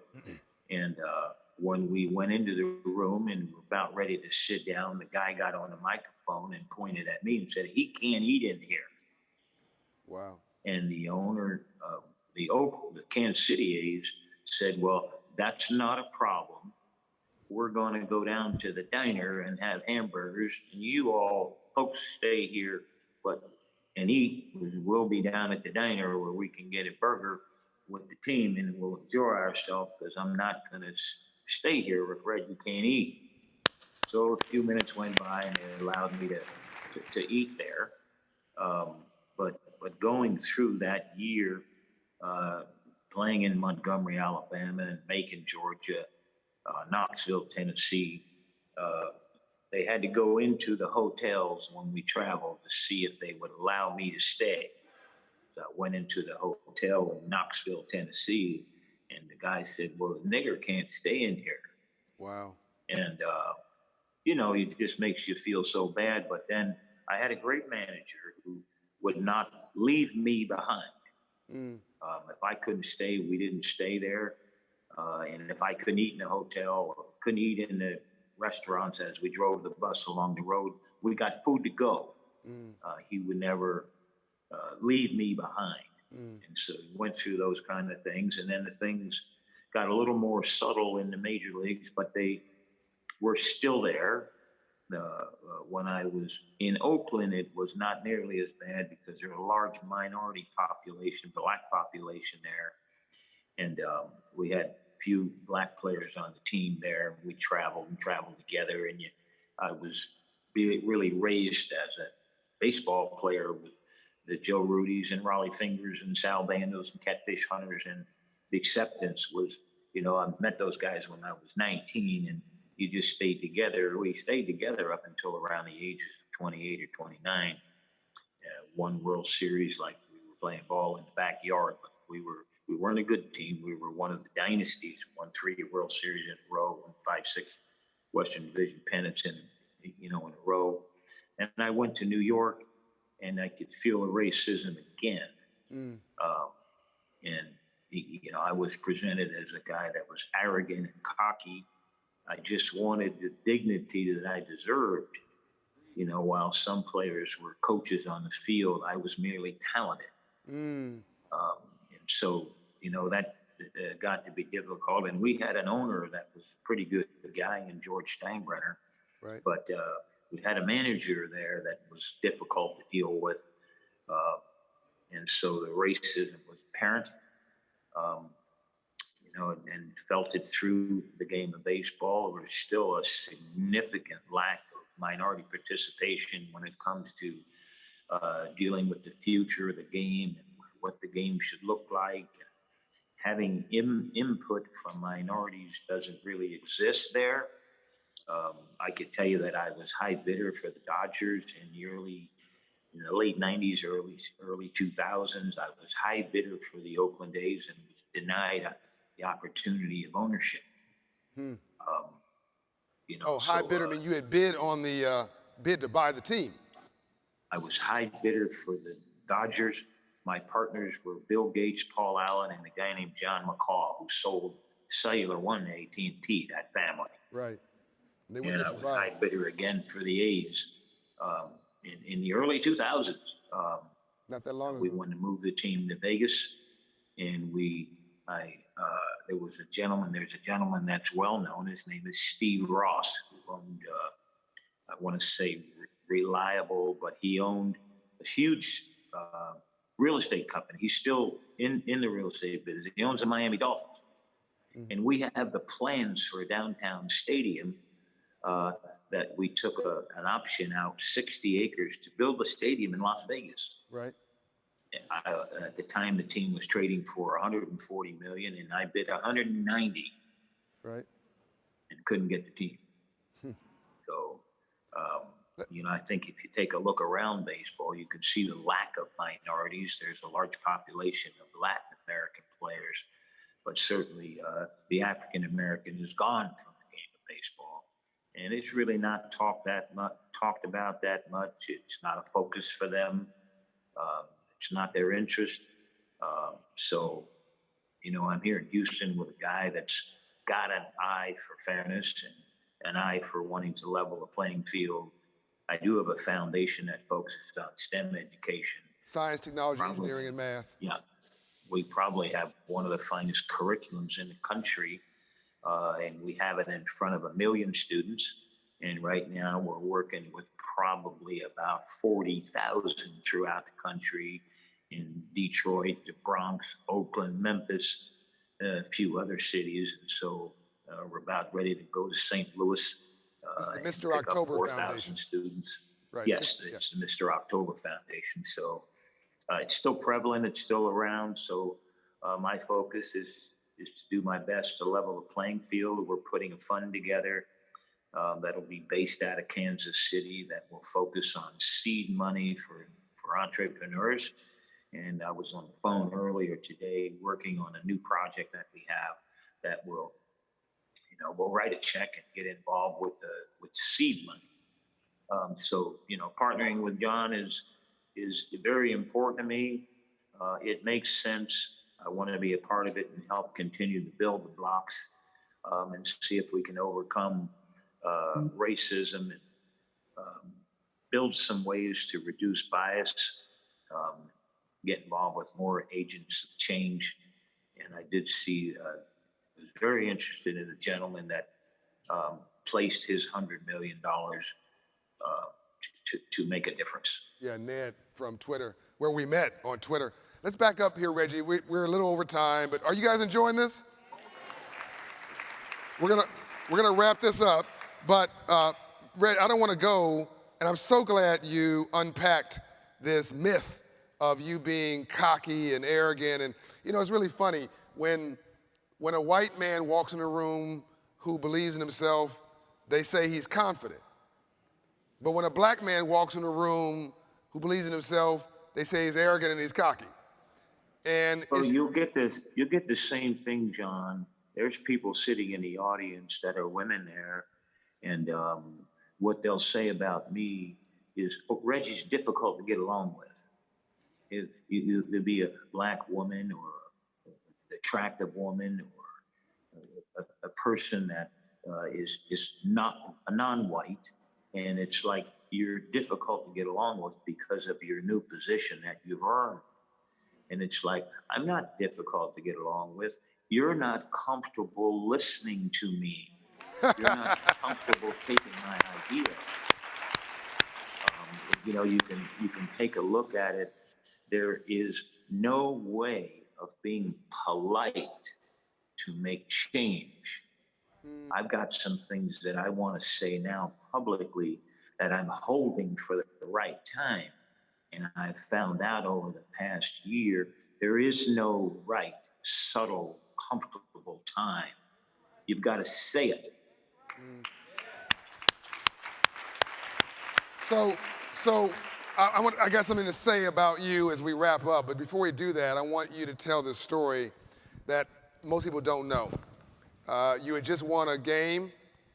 It was an important game. I believe it was New York. I may be wrong. And you had a situation.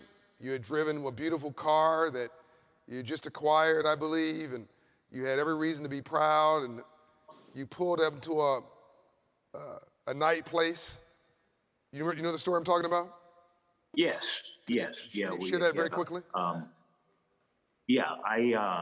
The night I hit the 3 home runs in '77, I bought a Rolls Royce the next day. It was a guy I didn't have a place to go very much in New York. So I hung out at a guy's place that sold exotic cars. I'd go there and eat lunch with him every day and share thoughts. And I bought 3 cars from him that year. And so I went in there and bought a car from him. And he said, Reggie, I got the car for you. Forget about it. Don't worry about it. I ain't going to sell this car to nobody else because it's yours, my man, Mr. October. You got to be the guy to buy this car. You're going to make $2 million this winter. With the homers you hit, forget about it. I'm keeping it until you come down here with the check to buy it. So that afternoon, I called my accountant and we got it paid for. Drove to the cross country. Had a great time, then came back, brought it back the next year to New York. And after a ball game one night, I hit home run number 400. And so after a game that night, took my girlfriend, we went to a place where we could eat. They hold some swordfish for me every night. And a guy walked up to the car. I put the window down because it was warm. I was parking the car, putting it in park, and he stuck a pistol right behind my left ear as I was driving. And said, get out, give me your car. And so I got out of the car and I turned around and looked at him, and it was a 16-year-old black kid. maybe 14, 15, I don't know, but he was a teenager. And I lunged at him, and he took the pistol and pointed it at me in the face and then dropped it down. A bus came by and disrupted what was going on. I told my girlfriend to run into the restaurant. She did. And so, that was that incident. I ran away. The kid got in the car and tried to drive it away, but the gear shift is electronic, and this was in the 70s. It was electronic, and it was a touch movement. If you pulled on it, it wouldn't work. And so he was yanking on it. He couldn't get it started. He couldn't get it to go, and he got out and ran. And then later on that night, the next morning, it said that a woman in Scarsdale had her car hijacked from her, a Mercedes. And so that was probably the same kid. Yeah. And in a flicker, in a moment, you saw your life. 1 minute. Oh, yeah. It flashed right in front of you. Right. Things flash right in front of you. That is so true. When he pointed the gun at me, I braced myself for the shot, but luckily, God was there and it didn't go off. The bus came by and disrupted it. And just like a bus came by and disrupted that tragic event, you've been a vehicle, a bus, a transporter, coming by the lives of 40,000 kids you're serving now, 1 million kids you served before, all these folks you've actually inspired across this country. You've been the vehicle by which people have been riding this dream because of all you've achieved. And at 75 years old, you're still giving. I want to tell everybody who's watching this here and around the world, one of the nicest, kindest, most gentle souls I've ever met in my life, me and Shatra, is Reggie Jackson. He's 75 years old and still trying to give back. We need more Reggie Jacksons in the world. Ladies and gentlemen, please say thank you to Reggie Jackson. Thank you, John. Appreciate everybody there. Hopefully I can make it next year. And if I can't, it hopefully we'll be in the World Series again or in the playoffs again. And hopefully we can do another Zoom. But look forward to seeing you, John. And thank you, and thanks everybody there for accommodating my attendance here today. Much, much appreciated. And Reggie, I want to tell you what Colin Powell told me in a note. I'm going to say to you right now. He sent me a note that said, I'm going to keep popping off from time to time on things that matter. Reggie, my request to you, keep popping off on things that matter from time to time. I understand that. I want to take the time for my guy, Keith Logering, who was there listening and looking into the what's going on down there so that we can be more participatory. Keith took the time out of his work, took the time out of from his wife and the 4 girls he's got, lucky stiff, to be able to be there today and to be able to connect with John so that we can move forward and get connected and support what John Hope is doing. And I'm coming to stay in your guest house. Make some room. No problem, my friend. Love you, man. I'll give you something nice to try.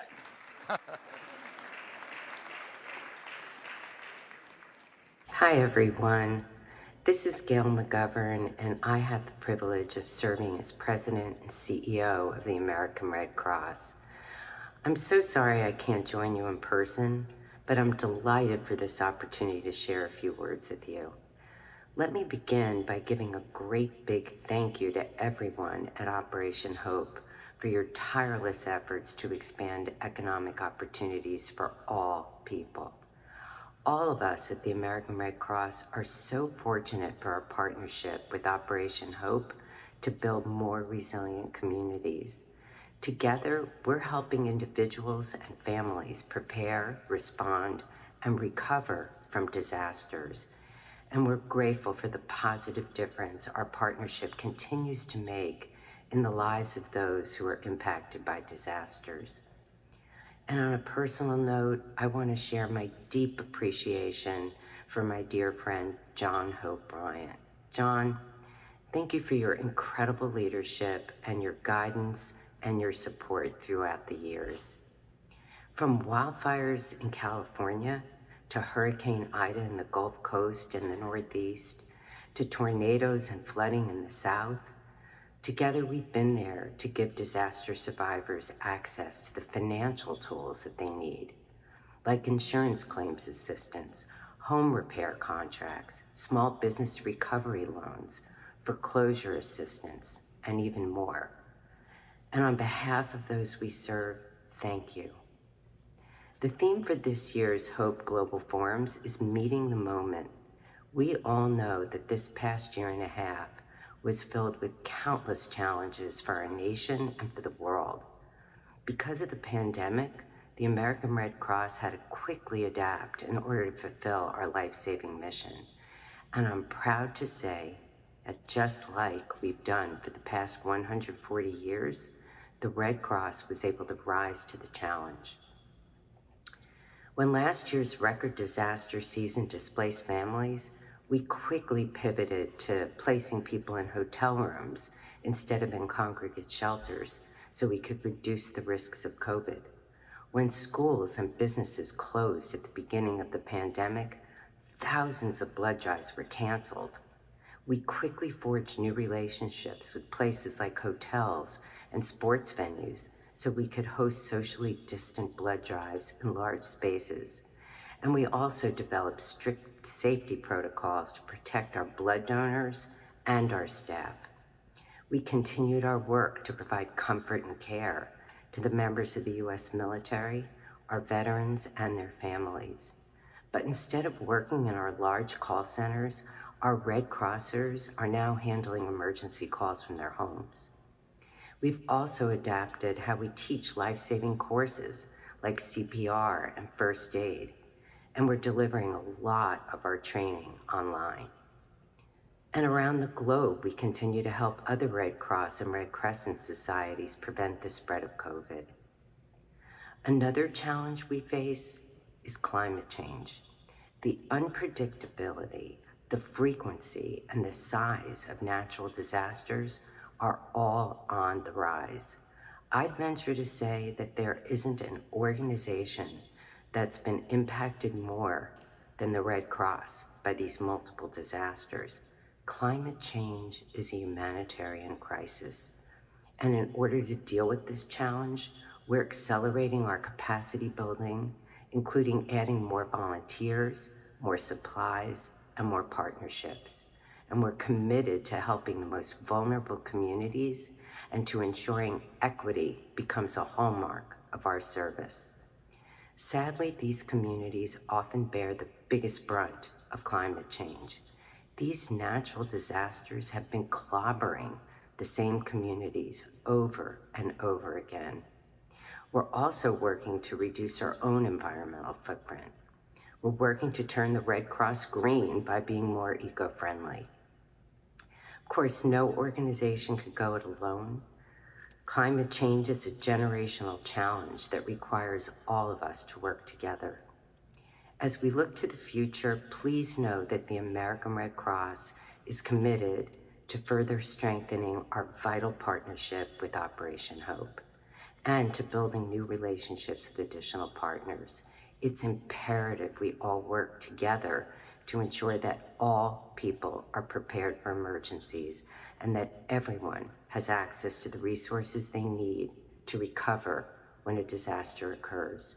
And we are proud to work side by side with Operation Hope as we continue this journey. So thank you once again for this opportunity to share a few minutes with you. I am so grateful for your support of our Red Cross mission, and I hope you have a wonderful event.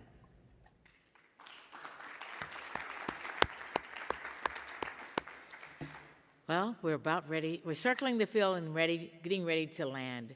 And I don't know if many of you have heard about Airbnb, and I don't know how many of you have ever stayed there, but I'm sure our next guest will welcome you being part of it.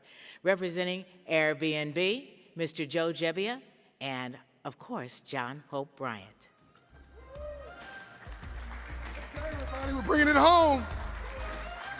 Come on now, was it all you got? I've almost lost my voice. You can give me a little bit more love than that. There you go. There you go. This is it. We're bringing this thing home.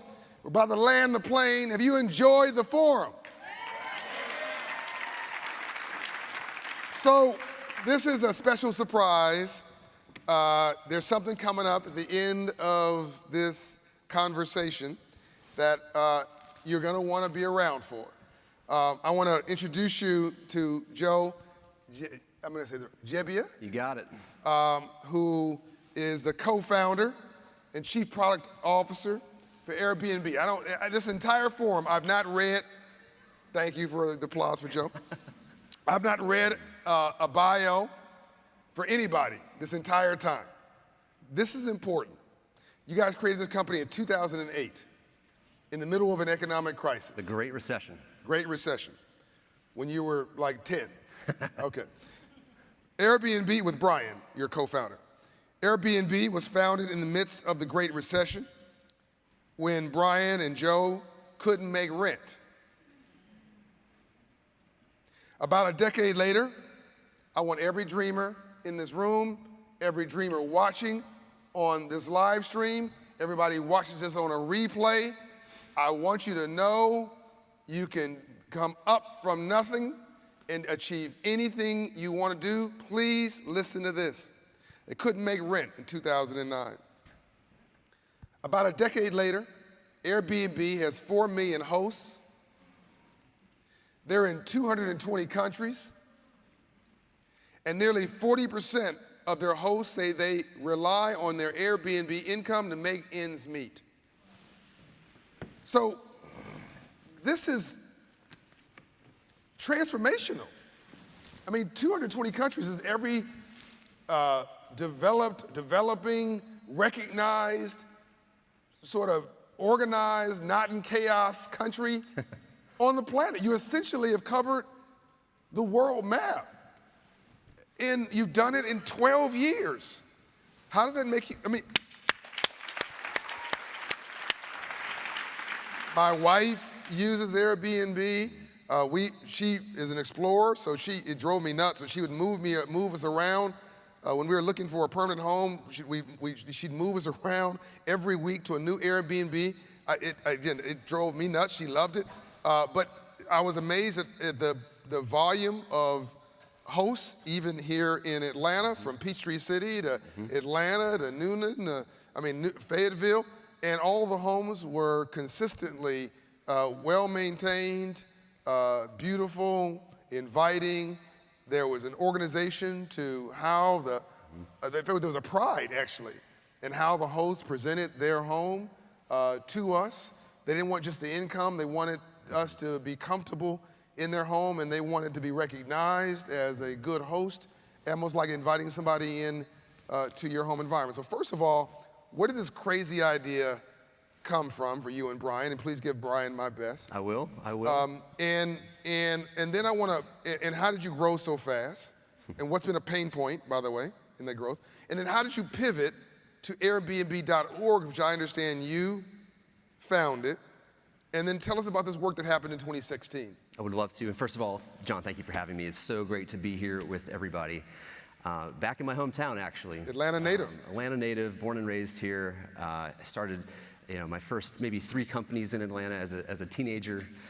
First one was I drew Teenage Mutant Ninja Turtles and sold them to my classmates for $1. That was literally my first business in 3rd grade. Right. How old were you? I must have been maybe 8, 9. Yep. I started my first business when I was 9 years old. There you go. I can relate. Well, what's funny about that is people often say, like, oh my gosh, Airbnb, like, you came up with this idea and it just took off. What most people don't realize is that before Airbnb, there were dozens of ideas, dozens of attempts at things that you've never heard of because they never worked out. Yep. But each one of those things was a lesson. That's right. And it's like my metaphor to people when they say, like, oh, I want to come up with a big idea like yours. Well, I say, you got to get in the gym of entrepreneurship. You gotta get what? The gym of entrepreneurship. Oh. You gotta start working out. That's right. You don't wake up and run a marathon one morning all of a sudden. You train for it. Yep.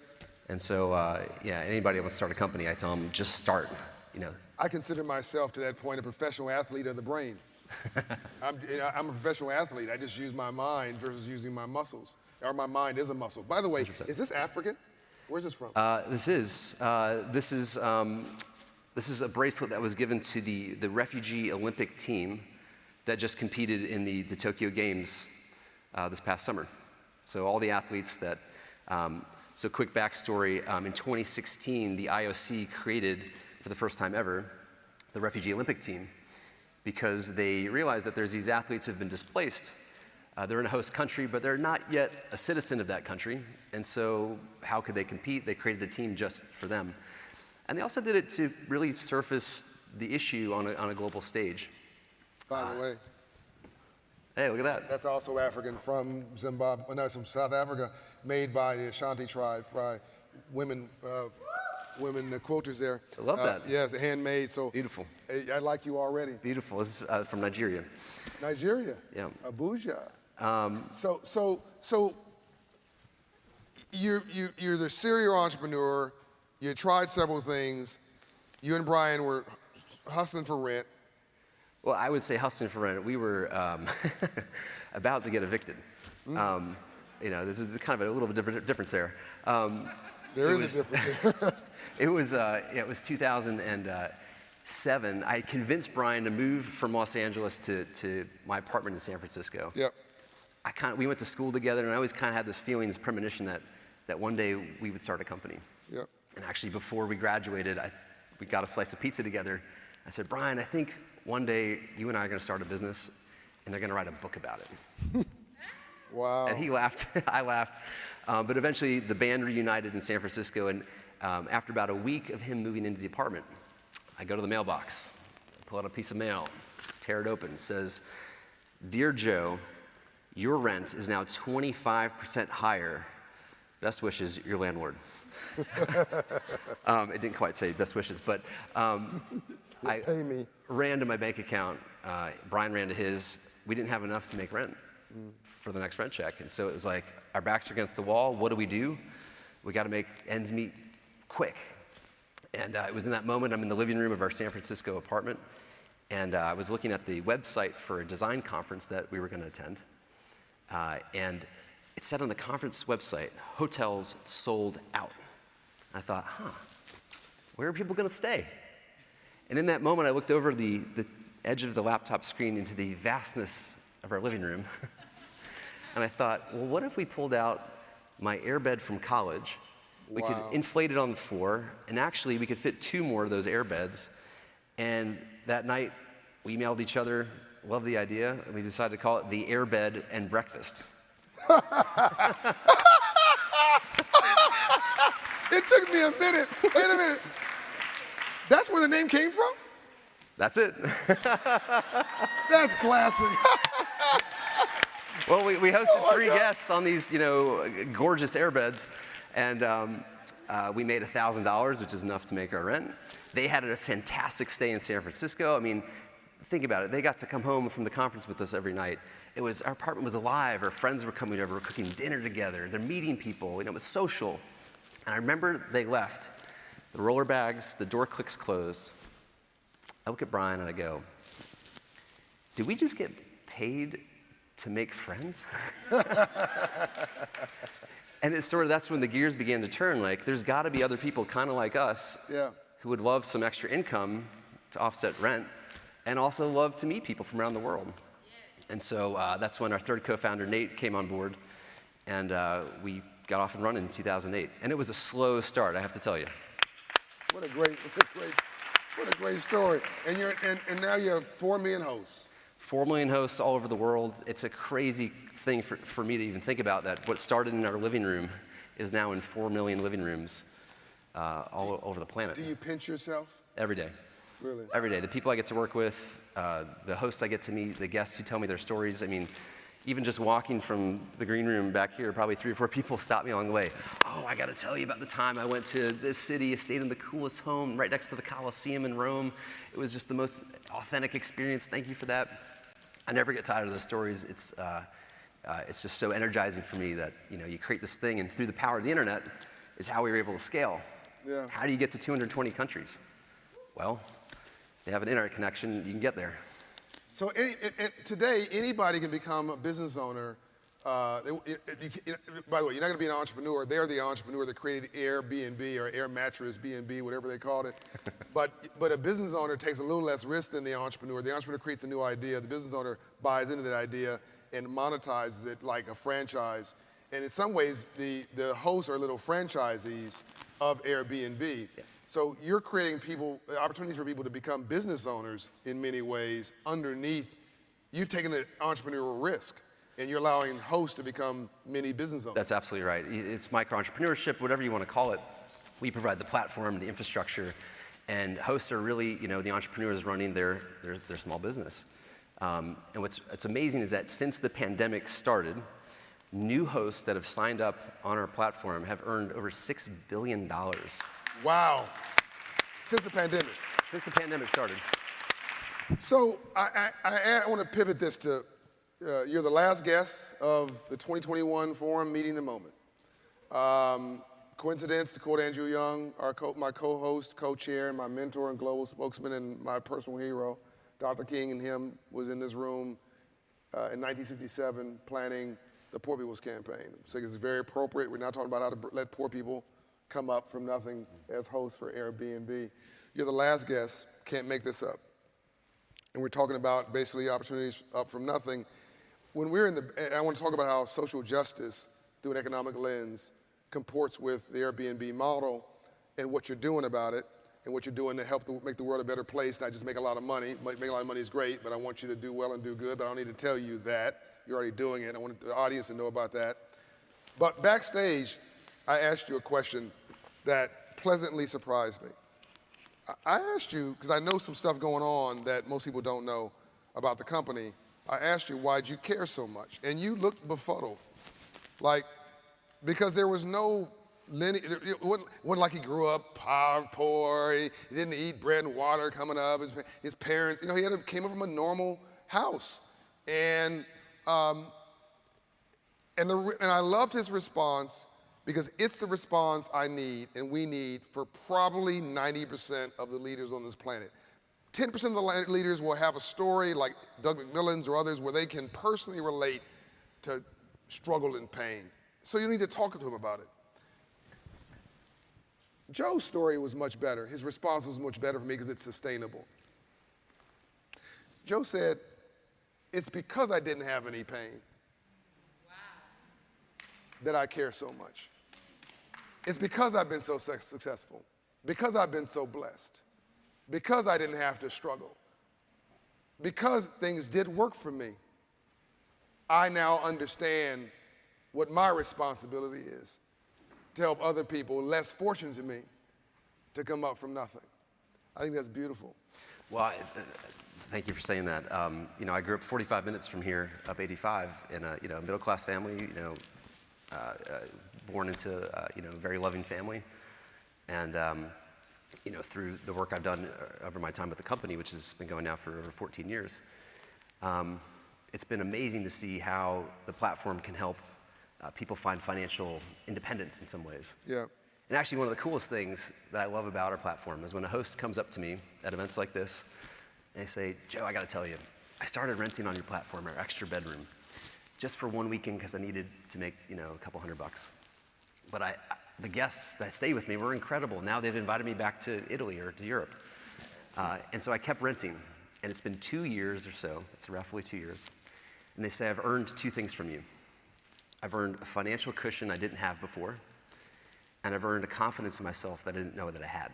Mm. And with those two things, I call it graduate. They graduate from the Airbnb platform and they go do the thing in life that they've always wanted to do. Mm. They leave the job that maybe wasn't really fulfilling for them. They go pursue a creative career or start a nonprofit or actually start a startup. I've talked to many, yep. Many an Airbnb hosts that have funded their startups bootstrapped by renting on our platform. Oh, wow. Take the money from Airbnb and go use it to start a business. Yeah, just to bootstrap and get things going. I love it. And so that for me is really powerful. And then thinking maybe even more globally, the origins of Airbnb.org actually go back to 2012 It was around this time, actually, it was in October, when Hurricane Sandy went up the eastern seaboard and displaced tens of thousands of people throughout New Jersey, New York, and the boroughs. The very next day, John, we get an email from one of our hosts named Shell. Name? Shell. Shell. Yeah, Shell writes us and says, "Dear Airbnb, I've got 4 empty guest rooms. How do I volunteer those to those displaced in my neighborhood, to my fellow New Yorkers?" We get this email and it gets forwarded around the company like wildfire. Everyone's like, wow, what a cool idea. We look at the payment system, we say, you can't really do a free reservation. You gotta have a transaction, but why? We put a team together, engineering marathon, 48 hours, pizzas and Red Bulls, people stayed up overnight, reconfigured our whole platform to allow Shell and every New Yorker to open up their extra rooms to those displaced. And so from that moment, we had like 500 people sign up and help out. And we realized, wow, like there's a true power to this platform that goes beyond a vacation and beyond the general act of hosting. It actually taps into this generosity that people have to help others in need. And so since then, we've been involved in 70 countries, hundreds of different disasters, a tsunami in Japan, wildfires in Canada, an earthquake in Mexico City. Anytime you see a big headline on the news, we're there.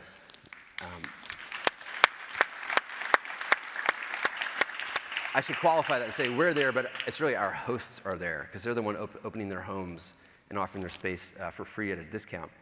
And it was around 2015, 2016 or so when the topic of the global refugee crisis kind of came onto my radar.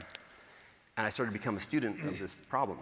And it really started when I saw a graph of the forecast of displaced people over the next 30 or so years. Currently, it's around 75 million. Right. In our lifetimes, that number will grow to well over 200, 250 million people displaced by either for political reasons or for climate change. And man, I'm looking at this graph going, what could we possibly do to put a dent in that? And we found one specific moment where we could help, which is asylum seekers coming to a new country. That moment they land at the airport, where do they stay? Yep. Before they find long-term housing. Yeah. And so we're experts in short-term housing. And so we opened up our platform, established some incredible partnerships with the IRC, HIAS, Church World Service, and many others that do resettling in the United States. And so this is all the lead up to a recent announcement that we made just a couple weeks ago. As the scenes were unfolding in Afghanistan, we started to reach out to our partners, to the State Department, to the White House, to see, this is clearly a humanitarian crisis. How might we play a part in this? Is there a role for us? And what we learned is that after the evacuation, which was the most important thing, the next most immediate thing was short-term housing. These are women and families coming from Afghanistan, trying to be resettled with dignity in another land. In this particular case, of course, the hope for all these families is the United States of America. So go ahead. Yeah, but they're coming with very little. Somebody in the government told me this was the biggest humanitarian evacuation since Vietnam. Wow.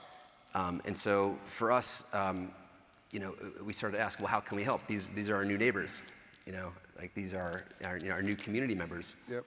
So we made a commitment a couple weeks ago to help house, at no cost, 20,000 Afghan refugees coming into the United States.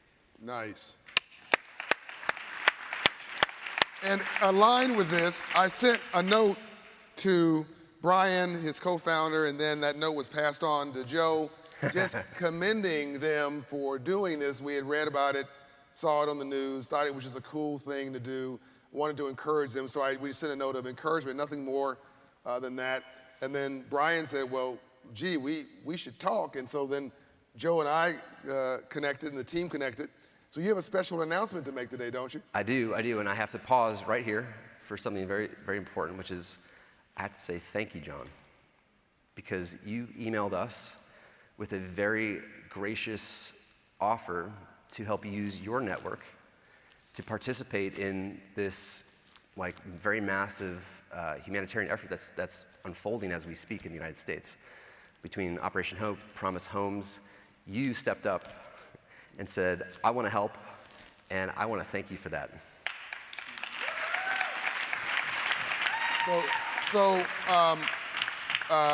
Full disclosure, I own a company separate from Operation Hope, nothing to do with Operation Hope other than we donate to Operation Hope.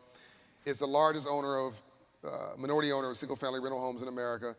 And I told my team, every home not currently leased, I want it turned, which means prepared for rent.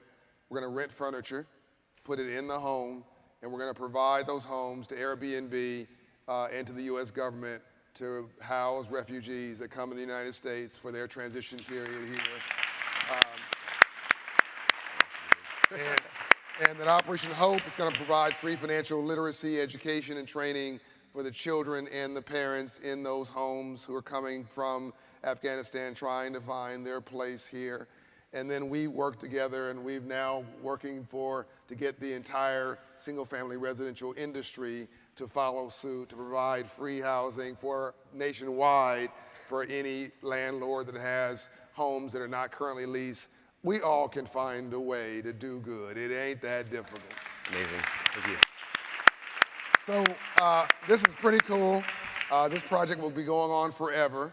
Not forever, but for the next 6 to 8 months, which feels like forever in a project this intense. We encourage anybody watching this who wants to volunteer. I can't speak to a host home, but if you have rental property that is not being utilized for it, it's a 2-week period, right? Roughly about 2 weeks, yep. So you don't have to worry about it taking, a month or 6 months. There's a very distinct period where people come in from Afghanistan, they need to be resettled. They're there for a defined period of time. There are nonprofits and the federal government who have worked to get them transitioned into jobs and opportunity long-term. Did I get that right? That's right, that's right. So everybody can help, including anybody who has a home? Anybody watching right now, anybody in this room, anybody watching right now, if you've got an extra room or you know somebody that does, you can go to airbnb.org and you can list a space for free or at a discount to help house somebody. And there's amazing stories coming in. We've already housed over 1,000 Afghan refugees coming to the United States. And some of our hosts are going above and beyond to welcome their neighbors. One host named Cameron out in California rallied his neighbors and his community together to raise money. They bought enough groceries for the family to cover the whole week, got him a bunch of gift cards, a whole welcome basket, a welcome note, including an American flag, and just really created an amazing first impression of our new neighbors coming to our country. That's quite beautiful. Thank you so much for that. So everybody, look at this.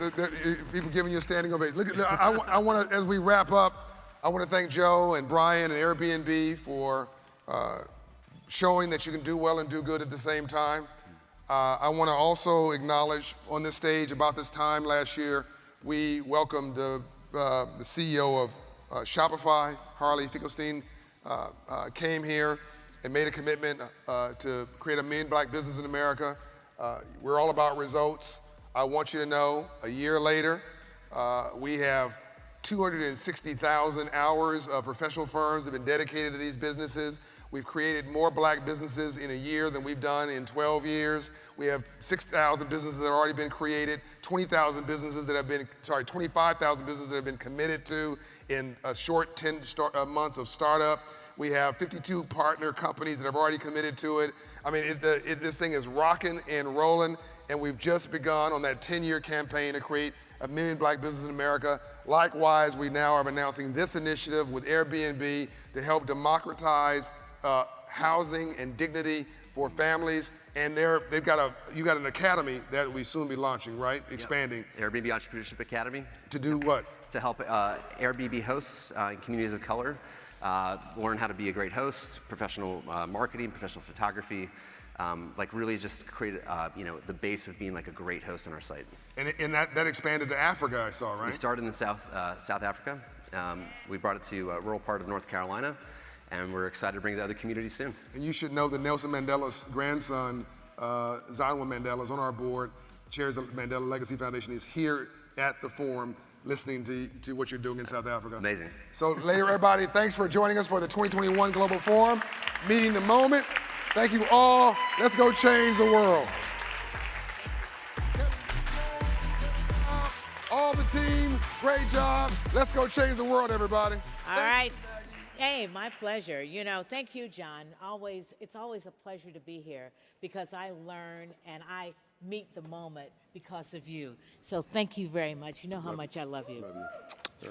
All right, folks, we're running late. I have to ask you all to please clear the ballroom as quickly as possible because new setup is coming in, a new group. So we have to get out of the ballroom. If you need to talk, go toward the hallways or in the bathroom or wherever you got to do, but we've got to get out of here. And thank you all once again for being with us for the Hope Global Forum 2021. We ask you to please stay engaged and be a member of Operation Hope because we're moving forward with or without you. We hope it is with you. Thank you very much. Safe travel to all and God's blessings and love always.